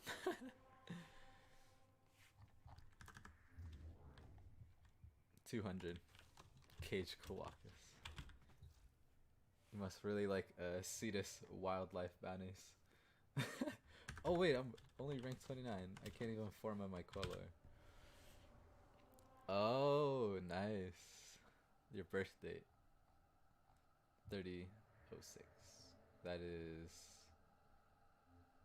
What's the 6th month? Is that June? Wait, I'm stupid. What is it? January, February, March, April, May, June. Oh, it is. You like little rats? That sounds funny. I think Kawakas are okay looking. Tenno, I need you to get inside enemy I'd prefer data and retrieve crucial the fish intelligence from data. Fortuna. They're like little robot fish. Those are my favorite. I have some in my aquarium.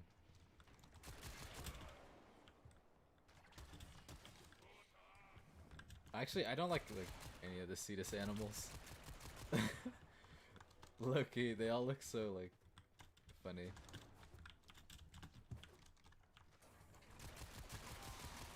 Like the little Quokka, like a little rat, like it looks like a goofy. Be on the lookout for increased security measures. Where am I going, man?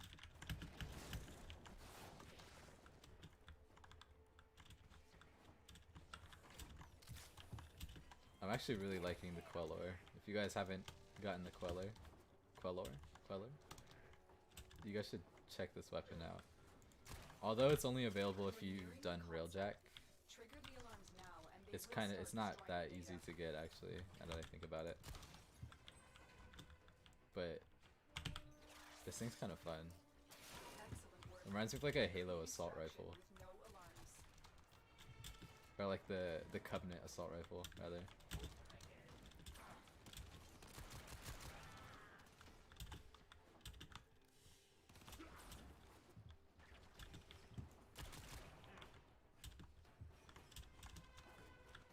I am MR 17, which is crazy because I was MR like 13 a couple weeks ago, or I would say around a month ago, because I just got back into Warframe after like a 2-year hiatus, and I've been leveling up a lot of the stuff that I never leveled up prior, and I got a lot of experience. His thumbnails and profile picture. I don't know. James is, fuck, I might as well just say his name. I keep dropping his name, but Alunoir.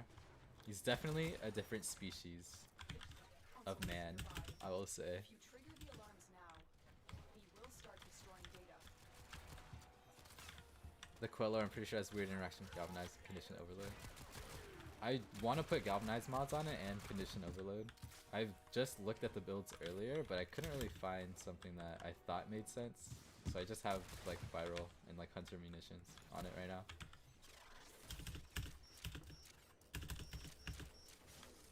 Amazing at killing Demolist with its second fire. Really? I don't really do much disruption unless I have to. It was like my least favorite mission type, but Extracted. now that I like understand how to play it, like killing the Demolist definitely makes it more fun. Because I thought it was like defend for like a minute the whole time. I didn't know that you could kill them and end the mission early. Or not end the mission, end the thing early. But I love the secondary fire on this. Although it does take a bit to charge, I still really like it. Oh wait, it's level 30, I could just leave. MR17 only playing 120 days on my PC account. Yeah, it took me a long time. When I first started playing, MR was like the one thing I didn't really like to farm in this game. Like the different levels, because I'd always just go to Sedna or like Helene on Saturn and I'd play that defense mission over and over, and I got tired of it. I think that's also why I burnt out Just trying to get the MR. But I'm not sure what I should forma for this. I don't know what builds I plan on doing on this. I still need to grind out critical delay, because that's another popular mod right now that I don't have. And I think I have some of the other corrupt mods. Like Vile. Yeah, I do have Vile acceleration. But I guess I could just go for another V symbol probably.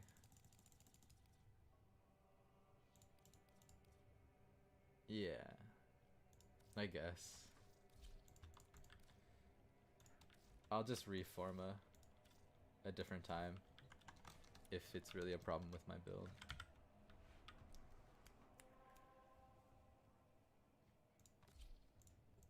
Operator? Ordis wonders, what are you Nova, thinking about? okay, so I have an interesting story about Nova. So when I first started playing Warframe, I just looked at Prime Warframes and what Warframes looked the best. Like Prime or non-Prime, it didn't really matter. Just whatever looked cool, and like the abilities were The like enemy. Is that our I feel like I'd have fun with, You must but mainly defend the our looks. weapons until we And I really like reach the way those Nova marks. Prime looked, but at the time Nova had been vaulted for like 3 years, 4 years. So it was really like hard to get her. It was really exclusive, and her frame was probably like 600, 500 plat all the time for like a set.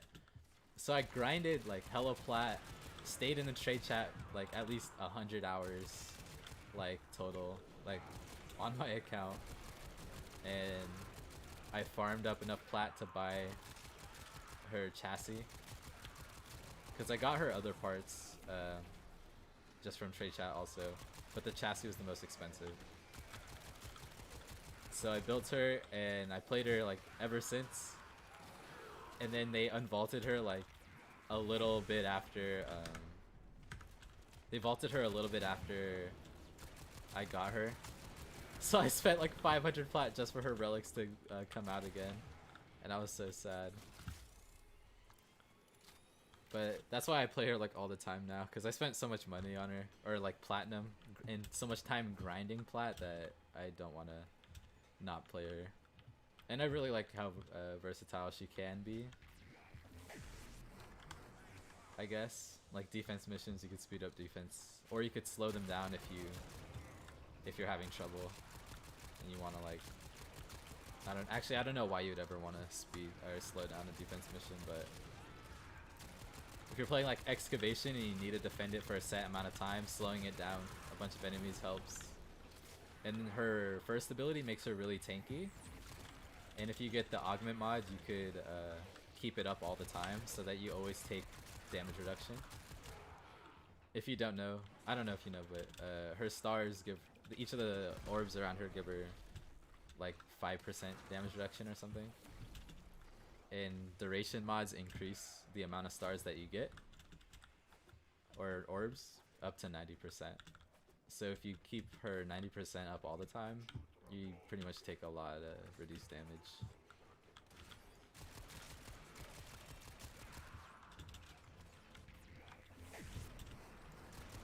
I would say my second favorite frame to play besides Nova, like when I don't feel like playing Nova anymore, is Equinox. Equinox is really fun. I really like Ureli. Unfortunately, she's not good. She's not very good. But, like, I don't know, her animations and stuff was really fun. I liked it.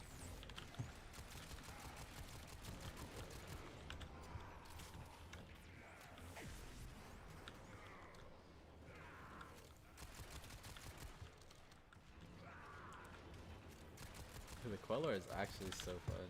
I really like this. Transferring still holding.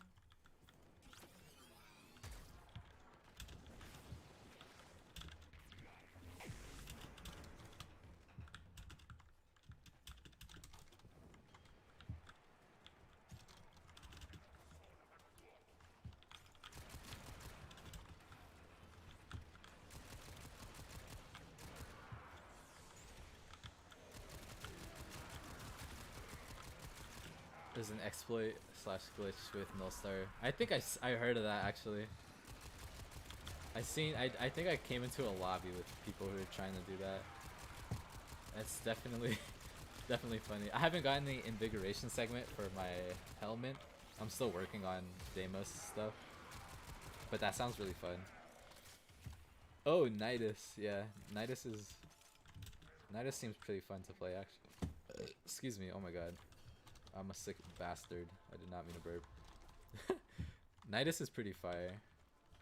I don't have Nidus Prime, but he's in right now, so I'll probably grind him out soon. Your first Prime was Necros. What?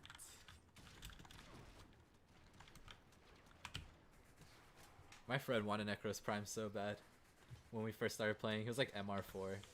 He wanted Necros Prime so bad.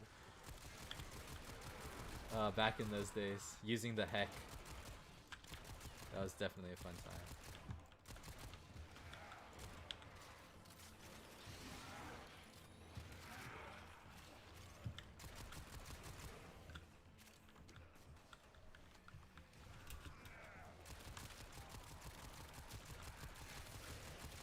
What about like favorite prime weapons? What do you guys think is like a good, like your favorite prime? What's your favorite, or not like prime weapon, just like favorite weapon or primary to use like in general, or not just primary, just weapons in general. Cause I've been using, dude, I made that video about the Tiburon. Like that's obviously like one of the weapons I use the most. But I really like the Soma. The Soma's so good. And then like first primes also. Trinity or Frost was your first. Either that or Trinity. I remember they brought Trinity for Twitch Prime. If you had Twitch Prime, you get Trinity Prime for free. That's how I got Trinity Prime. I barely used her back then though. But I use her a lot more now than I did back then. So I didn't know how, like, she had an energy vampire. I didn't know that ability was a thing. Bubonico, no contest. Is that the arm cannon one? I think that's what it is, right? Bubonico. Oh, my message just disappeared. Oh yeah.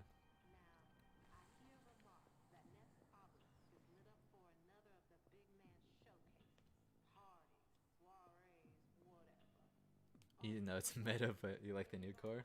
I think the new core is fun. I don't care about meta or anything, but if the weapon's fun, like I'll definitely play it, whether it's meta or not. So you got nothing to worry about.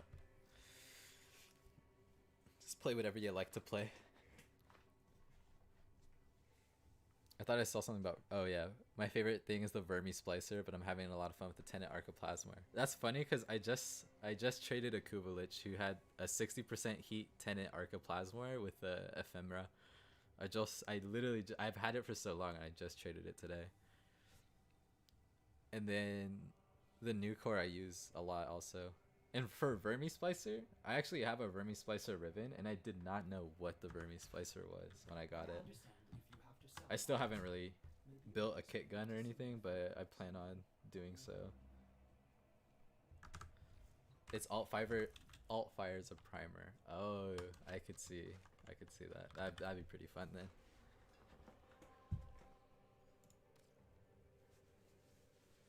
I really need like a weapon to prime enemies with.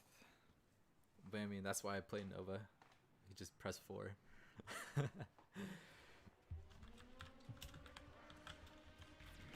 I used to use, or I still use the Dex Furus a lot as like a primer, I guess. Just spray a bunch of enemies and give them viral procs. But I'm not really sure what to use. Corrosive and viral. Oh wait, that actually sounds really fun. Cause I don't really like this whole like viral dot damage thing. Not really. I mean, it's fun doing a lot of damage, nevertheless. But that I have to build it. Nakana Prime. And Rubico, yeah. The Nakana Prime was pretty much the first thing I really wanted when I first started playing, because like, you know, it's literally a katana. Oh, and Grim is on.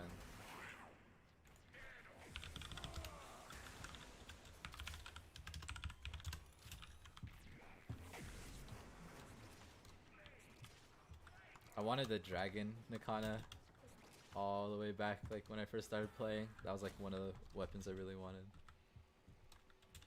If you don't use the first splicer, you'll gladly take it off my hands.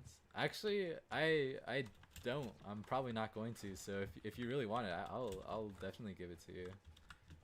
Cause I don't really use the Vermi Splicer, and I don't think I ever will, to be honest. I kind of wanted to just cause I had a ribbon for it, but to be honest, like, if you want it, like, just add me, and I'll trade you it for sure.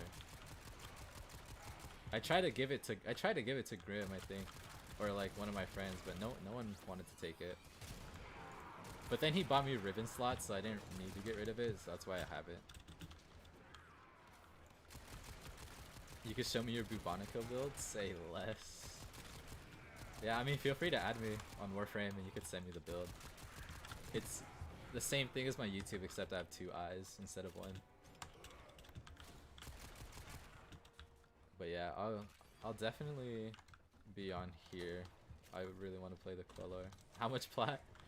I don't really, yeah, I could just give it to you. I'm not really trying to get rid of it. It's like not like oh, I want to sell it really badly. There's no need. Just give me like redirection.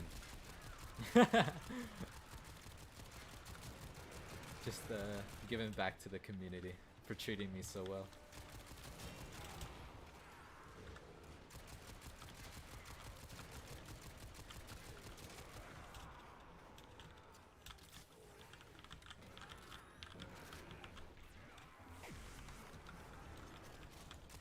Plus, I don't really, dude, like, I've never built, I think I built 1 kit gun before, like, when Fortuna first came out, and then I, like got rid of it really fast.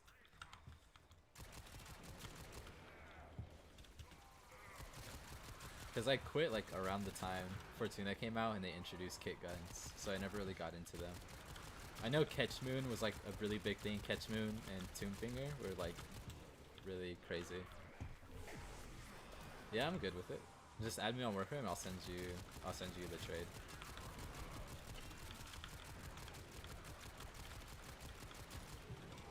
I probably would like sell it if it was maxed, but I think it's unmaxed, so should be fine.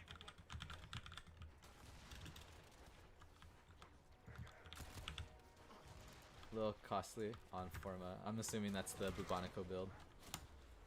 I definitely will check it out. I'll probably screenshot it.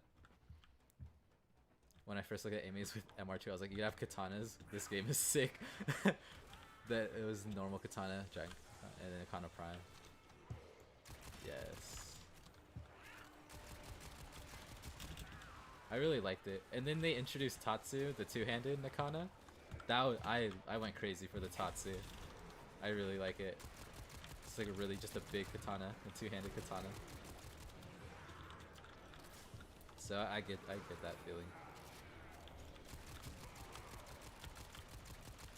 I remember when I like very first tried Warframe, I thought everything you had to buy with plat. Cause they on the UI it always showed the platinum price, but never like the credits or like how much it cost to buy the blueprint. That was like the one thing I didn't like. But then they changed the UI a lot, so it's not as, it doesn't look as bad. Continue to defend. You will be rewarded for your bravery.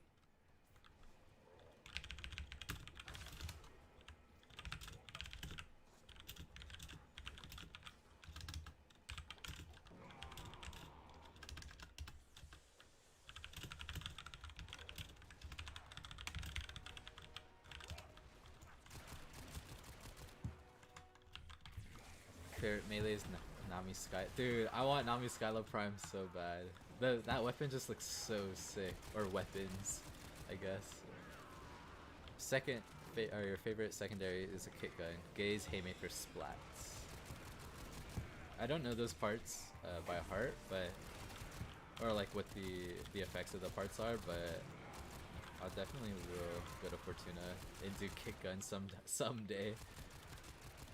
I remember when it first came out, I got a Tomb Finger ribbon, and I sold it for like 500 plat. Like I was freaking out. Like I was like, oh my god, I got a Tomb Finger ribbon, and I went to trade chat immediately. It wasn't maxed either. Like the guy just bought it for 500 plat. Nami Skyla, is it good?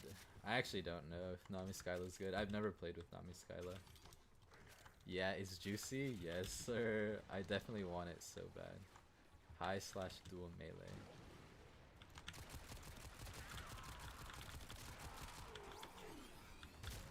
Yeah, Nami Skyla is definitely gonna be my second thing to go for. Yo, what's up?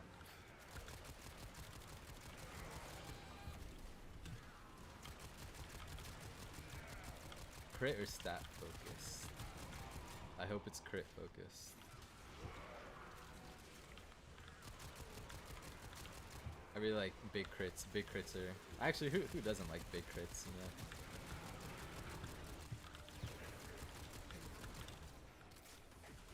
Gaze is kind of like new core but more crit based.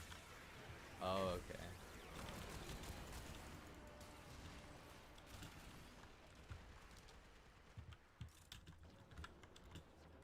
Yeah, I definitely have to check out the kit gun parts.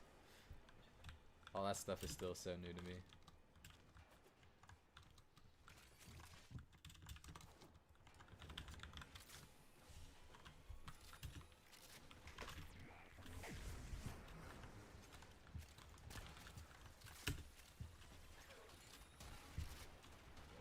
It's 5 in the morning over here, but you're bearing it. My sleep schedule's pretty terrible. I stay up pretty late, and I wake up midday. Like I woke up not too long ago. I pretty much woke up and just started streaming. Actually, wait, it's been 3 hours already? What the heck? I've just been playing Warframe. Thanks for stopping by the stream, bro.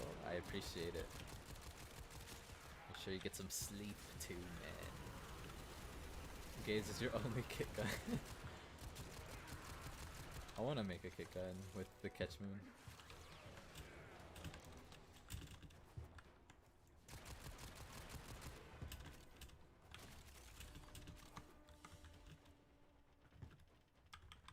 You really like kit guns and Zaws that much. I think Zaws are fun to play with. Definitely a lot more than kit guns, in my opinion. Like, I have more fun with Zaws than kit guns. At least from what I've, like, tried. It's 4 AM I already don't think I'll sleep today.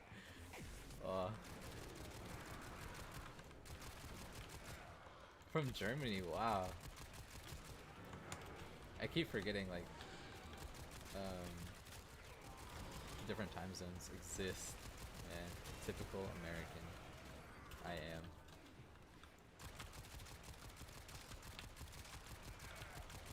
Actually, I wouldn't say typical American, but... Oh, you woke up. Oh. Oh, okay. Wake up early, grind, get that grind on, okay. Oh well, I watched it for 3 hours. I need to wake up early. I wish I can. I mean, I can, but it just, my body's not used to it.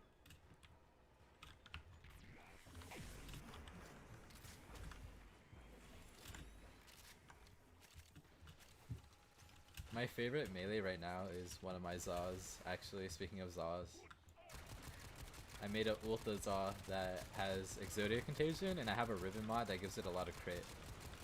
So I go in the Steel Path, play Wisp, and just use Exodia Contagion all the way. You're from Greece? Oh, wait, that's so fire. I like that. That's really cool. I'd like to go to Greece one day.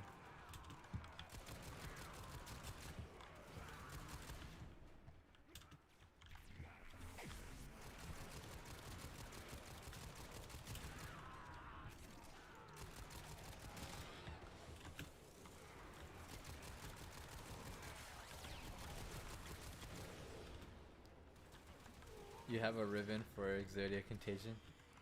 Yes. I really like Exodia Contagion.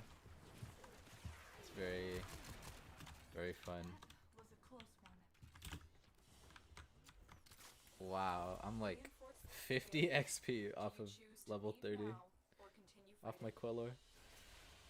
We're done here. I was about to go to sleep, I saw his stream, and then him and his friend were so interesting, had to listen. I'm sorry we kept you up.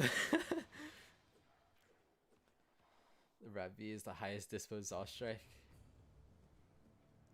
I need to get a better Zal for my Zodiac Contagion.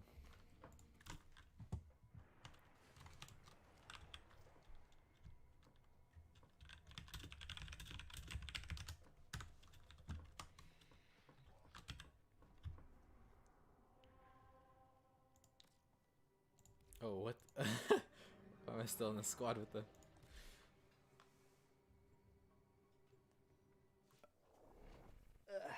My Ultra Ribbon has like, I think it's crit chance, damage, and slash. I think, but I may be wrong. I think it might be Data vaults and retrieve highly crit sensitive damage enemy information. instead of normal damage. Ballistics and archaic I'll have to look weapons, though. crude and dangerous, just like the good parent. We just need to level this up. There we go. Okay, we're good.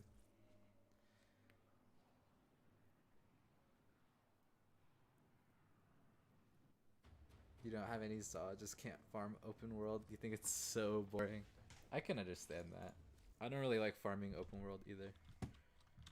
You want to level up your Formwood Void Rig for Railjack? Oh, I don't like Railjack. I'm sorry. I loved Railjack's concept at first when they announced it, and then I stopped playing the game. And then now when I was so excited to try it, but I can't do Railjack. I would do it too because my Void Rig's ranked 26, but I tried doing Railjack last night with 3 other people. It was so bad, like getting the connection, and my ping is already really bad half the time. But I would, but Railjack is like, it doesn't work for me, unfortunately. And my Railjack sucks. I just use it for I use my Railjack for my Kuva Liches and Corpus Liches. Henri!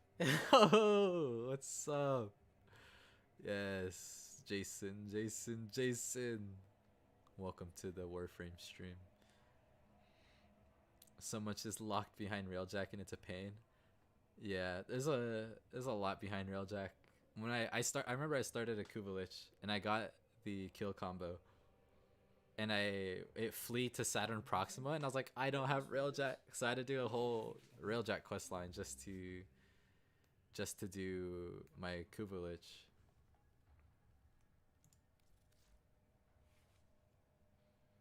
It's the best farm in the game for general like creds. Really? Oh man. Yeah, I mean that's like the things I need to, so I'll probably have to. Yeah, I'll tag along for a run. I'm down. Definitely want to try out Railjack if it's gonna be really good for creds and endo. I've been told, but I haven't tried.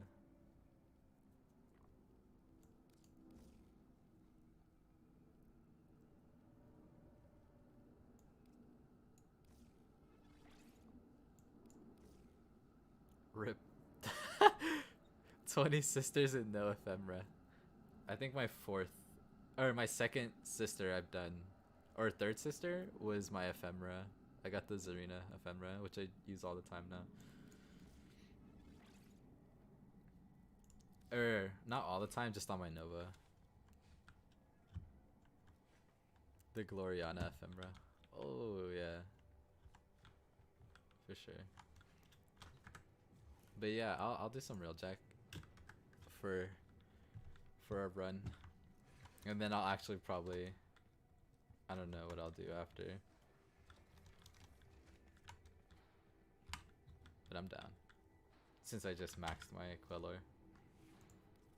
Well put together, operator. You've Now given up at this point and cutting your losses. cut down the and make the Lotus proud.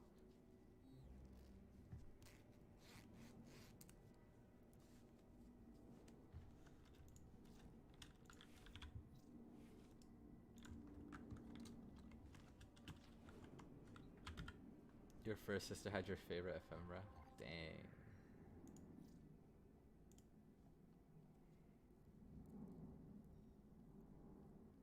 Oh yeah, the Bubonico build. Charge cell, point blank, galvanized hell, prime ravage. Yeah, this shouldn't. This looks expensive, but I'm pretty sure I have all of these. This is the only mod I don't have, I think. Actually, no, I don't have the galvanized mods, but those aren't hard to get. If I just do arbitration, I can get those. I have prime ravage. I don't have critical deceleration though. So I need to farm this mod. This is the one mod that I need. Like, it's been popping up in so many builds that I've been looking at.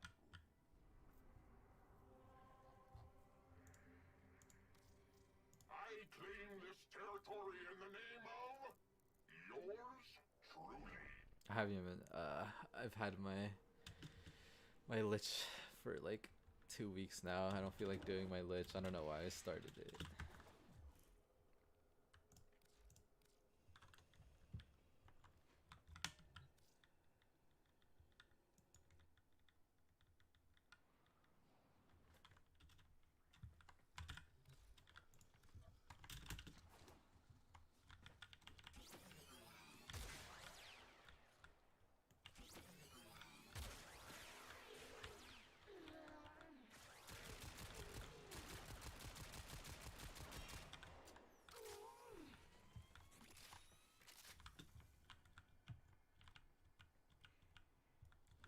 Yeah, being forced into hunter munitions.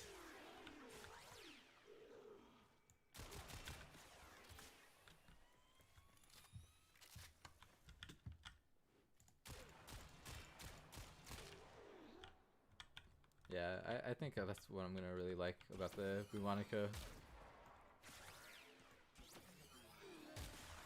I like running corrosive, just seeing like raw damage.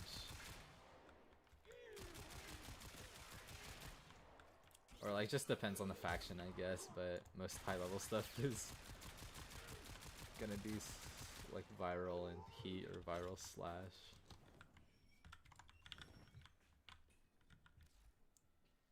But the Bubonico sounds really fun.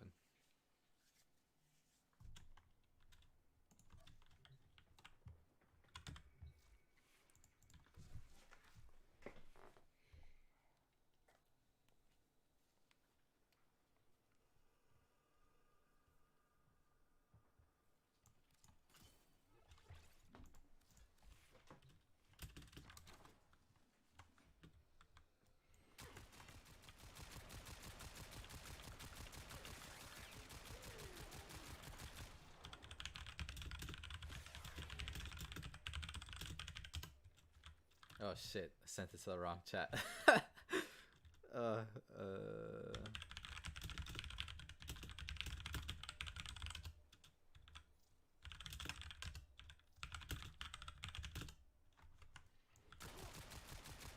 I had a lot of stream issues last night. Yeah.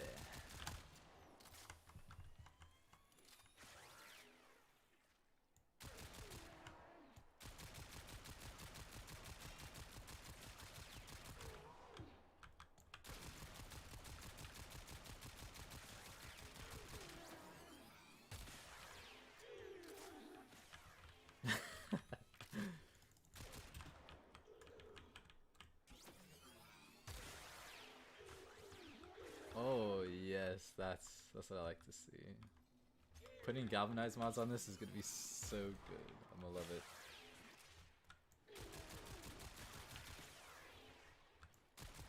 I just need to max my mods.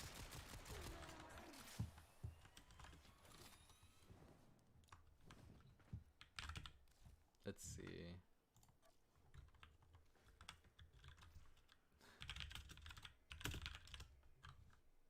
Join the cult of Bubonico. You know, I think I'm gonna do that right now, actually.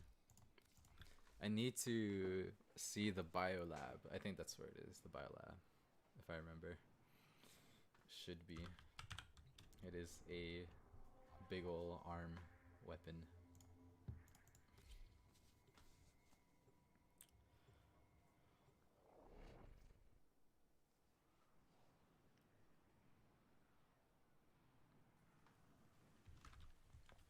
It just looks so funny. Okay, Bubonico. Right here.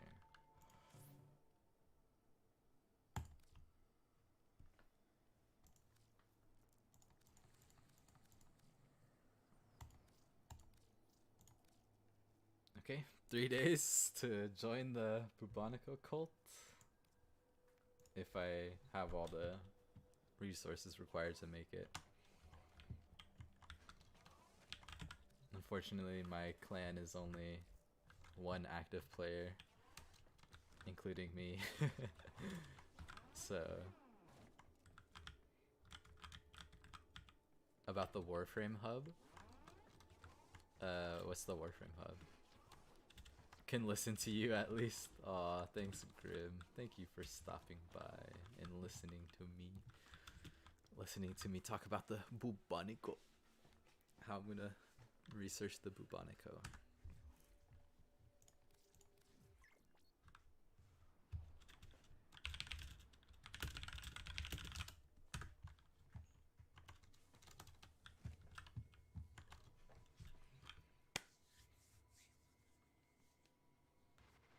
Phone game. Man's playing a phone game. While I was trying to not pick up stuff from the relics.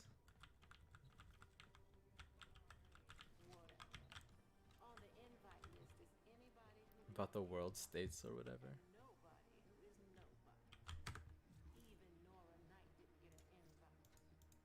Oh shit, I keep sending it to the wrong. Yeah. I keep sending to the wrong chat. Every radio damage gets me as soon as it's released. I'm a simple-minded man who likes explosions. Yes, Sirski, Kuva Brahma hype. Let's go. Pretty useful too if not for playing. Tell words currently on bounties. Oh really? I used to have the Warframe app because Nitane extract used to be so hard to get. It only came on like 4 times a day. And I would get notifications while I was in class and I would be so mad. That was way back then though. It's a gacha game also, Money Milers. Gacha. Gacha is very popular nowadays. A lot of gacha games now. Okay, MR25, Steel Charge, Shidu, oh, Kuba Brahma, Pew Pew, Ligba, Operator, are Bomb. you enjoying the view? Nice. Steven 4. Yes, let's go. Wukong Prime, let's go.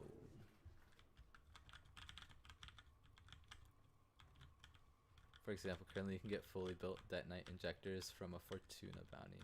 Whoa, what?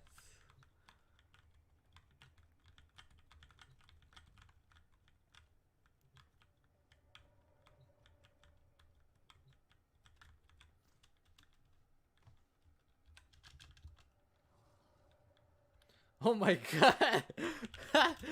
I'll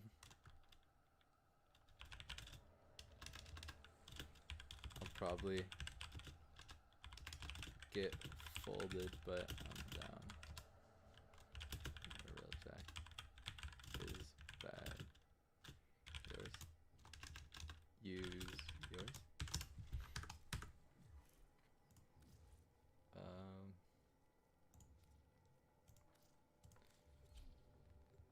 Well.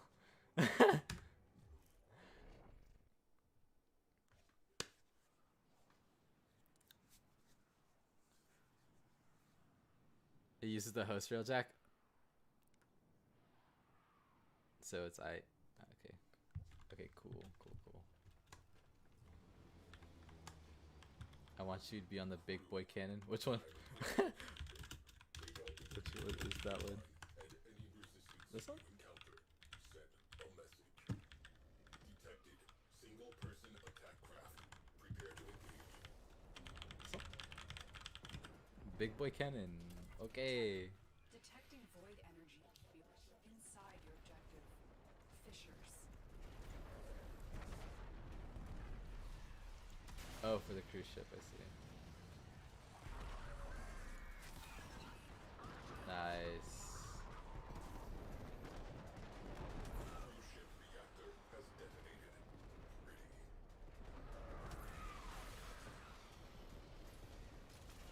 Enemy fighters down 50%.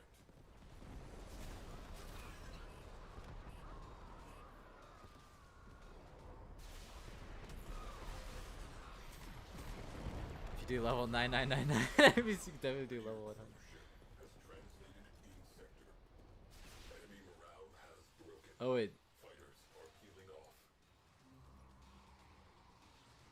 Void sink forming. might have used it a little too early. There you go. There we go. Cruise ship The artillery. eliminated.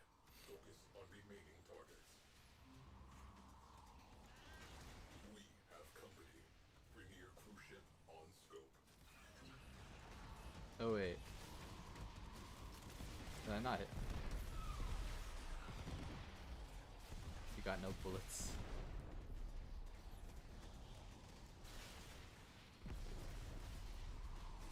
I never do railjack. I'm really unaccustomed to railjack. Cruise ship has gone bye-bye. How do you refill the bullets? Void storm intensifying.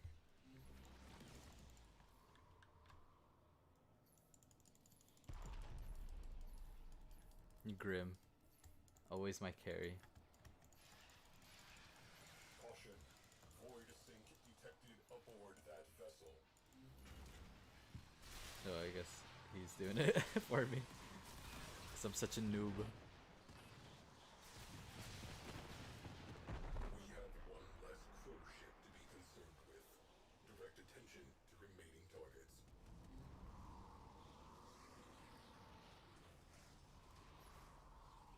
Oh yeah, that one has a shield on it.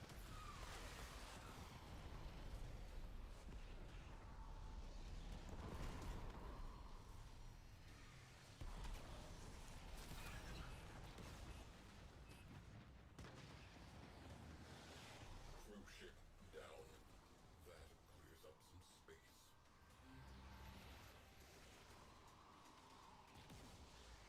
Yeah. What is that weapon? It's like a... It's like a laser.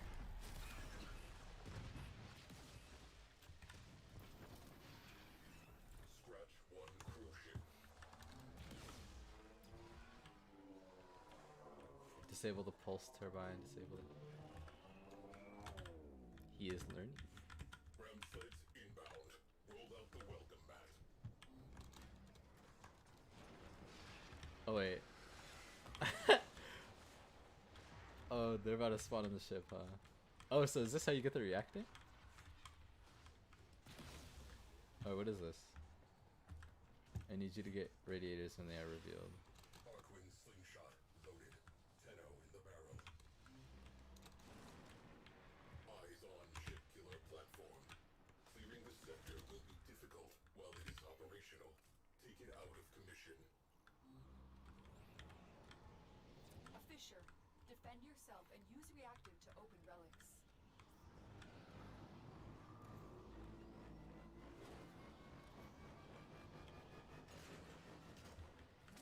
Bingo. Crew, trash that radiator. There we go. Use that reactive to open a relic. Look for more reactive. Nice. Railjack. Let's go. One radiator down. Make it two. Go outside into the objective. Away crew. Wrecking time. Destroy marked components.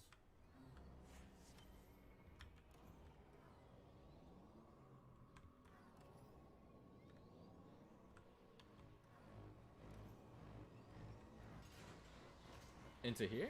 Exterior weak point exposed. Open fire. Where is it? Oh my... What is that? Laser. Destroyed. OA crew, go for the core. Key components marked. Destroy them. Ship killer platform neutralized. A grateful sector thanks you. I did not even know how to do it. My bad, my bad.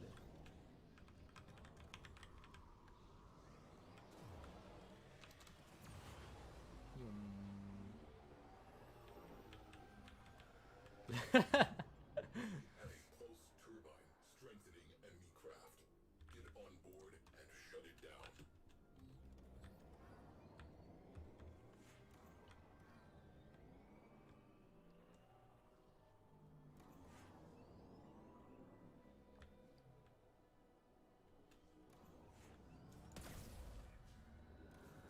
That's it. Open the relic. Finish your mission and we'll take a look inside.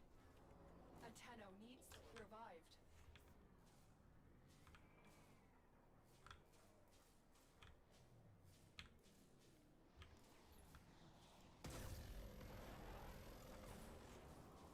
I really like this primary.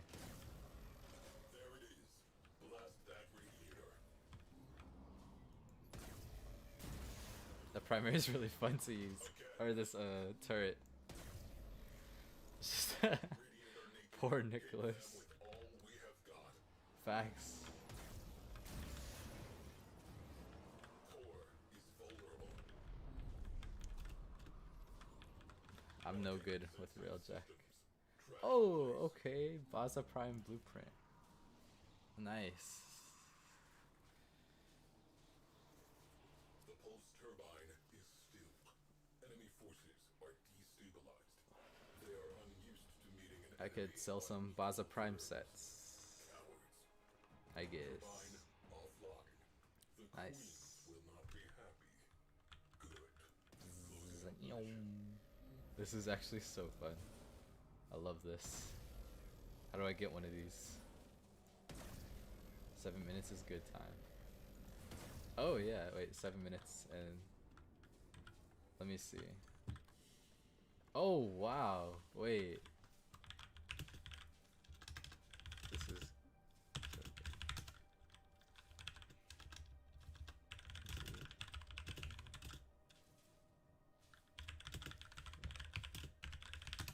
I don't know if I should type it or just say it on stream, but I'll just type it.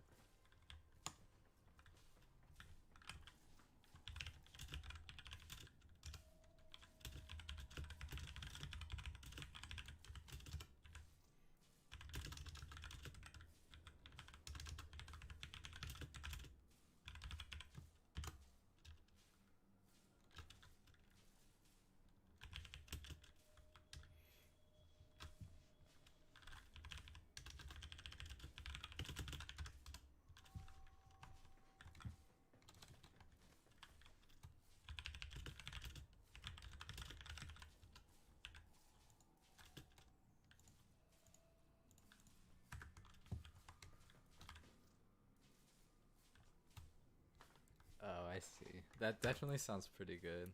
This is actually really good. 100k credits, and then you do relics also, and 7th Goth parts. Riven slivers. You get riven slivers from this?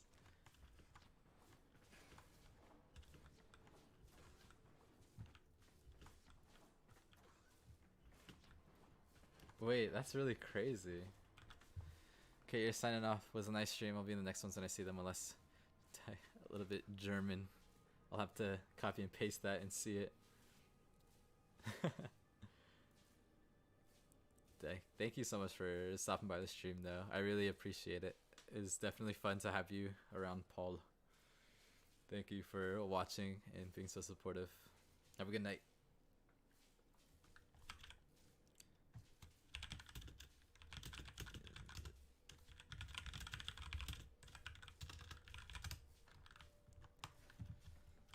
We should do that instead of index, but we had small issues.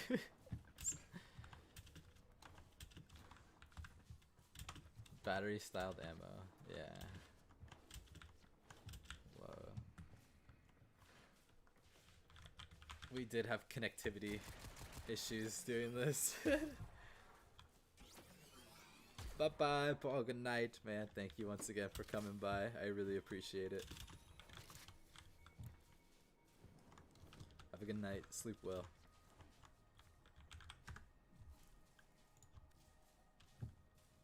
I have like no Axie relics. Oh my god.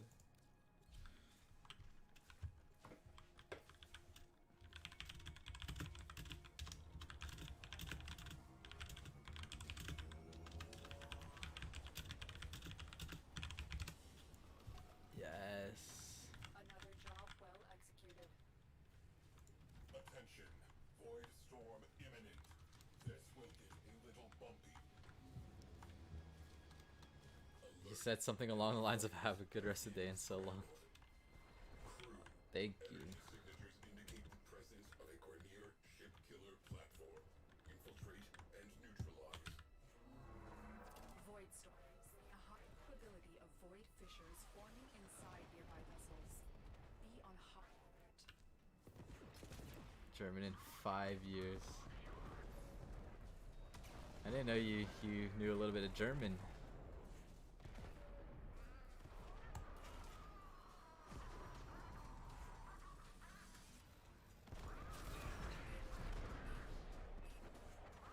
It's crazy. Maintain anti-fighter cover. They are I just know you as Swedish fish guy. I'm just kidding. Just kidding, Grim. Just kidding.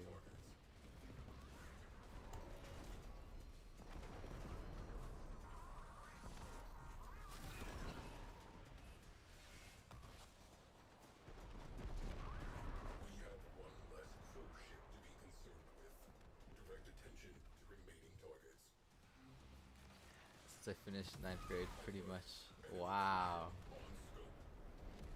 You're like really old now, so like, that's crazy. I'm just kidding.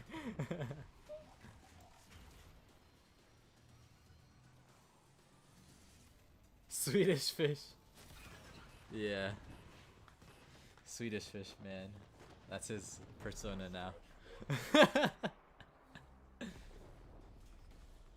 cruise ship has arrived. They are powering weapons.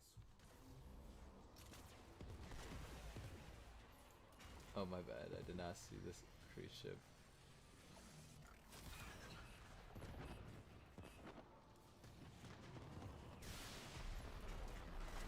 New target. Pulse turbine. Infiltrate. Disable reactors. Neutralize core. You know a few As long as that turbine languages. enemy is in Love a man who knows a lot of languages. ship has gone bye-bye. I wish I could be bilingual, Severe. or trilingual, or quadrilingual.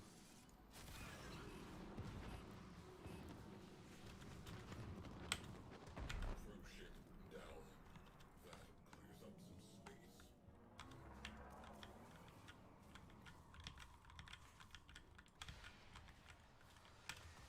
Spanish and French, I mean small man. The inspiration of my name? For mine? My name inspiration comes from Dark Souls. I'm like a really big From Software guy. Like I really love the Soulsborne series. And I really like the name Henri because of Henri in Dark Souls 3. So I just stole the name and put Sama because I'm like a anime guy also. Really like anime.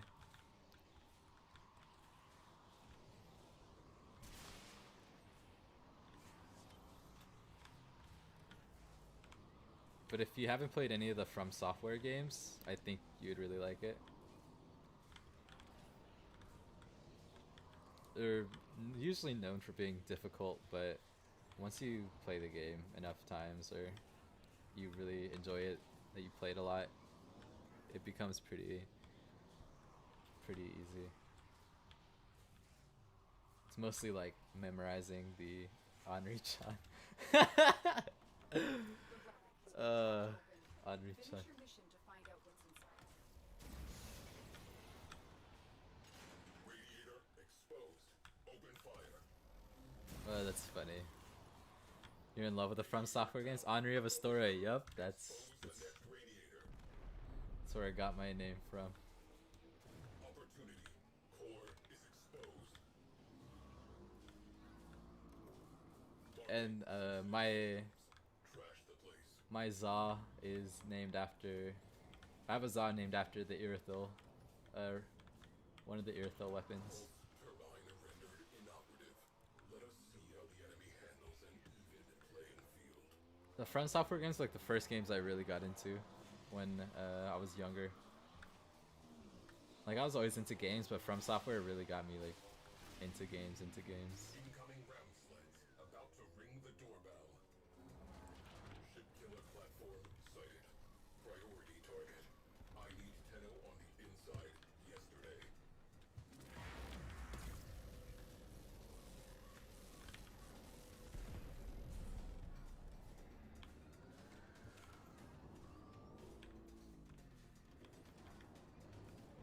If the first boss in Dark Souls, like see you 10 years ago for the second boss.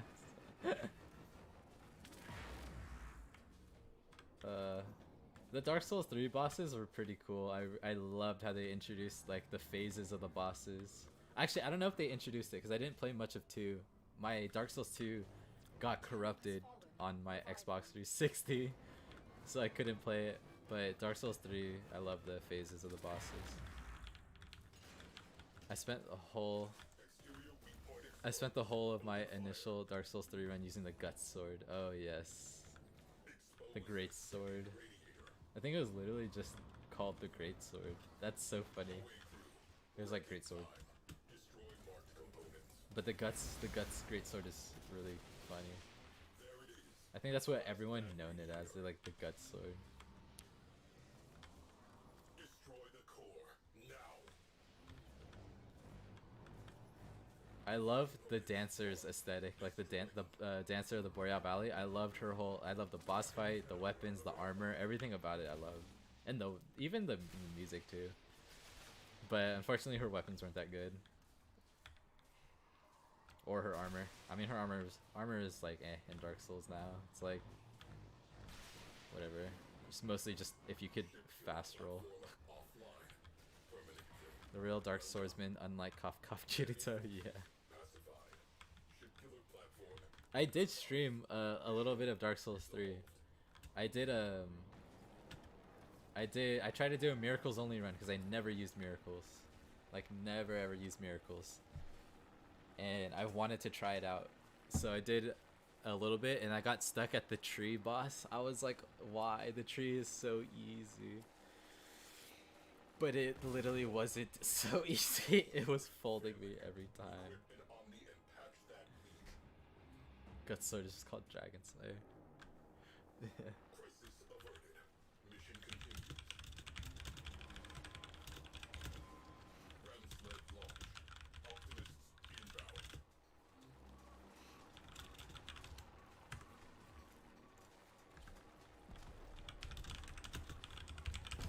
Crew.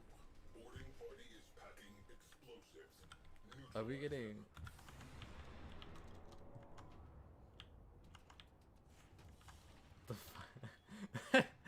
the end of the mission. Thank you, Nicholas. Thank you, Nick. It was very, very great. Repressurizing. I definitely need to level my Well executed. my Railjack more. But this is a really crazy farm. I didn't know Railjack was this lucrative. Confluence aggregator. Expect an uptick in orgone efficiency.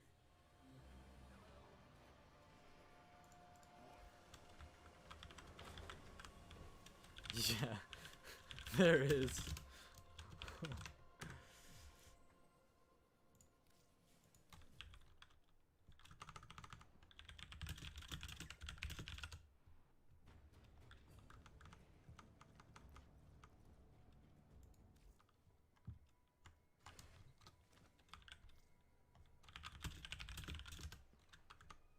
Oh, G goat all in 1-1.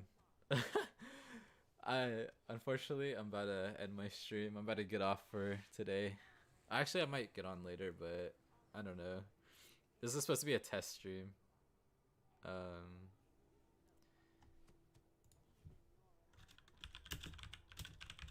I definitely want to play more though. Railjack. Railjack is crazy. You get so much stuff. You pump some hours into Dark Souls 3. Of 1,000. Oh yeah, I should. Thank you, Grim. F. Chromosome.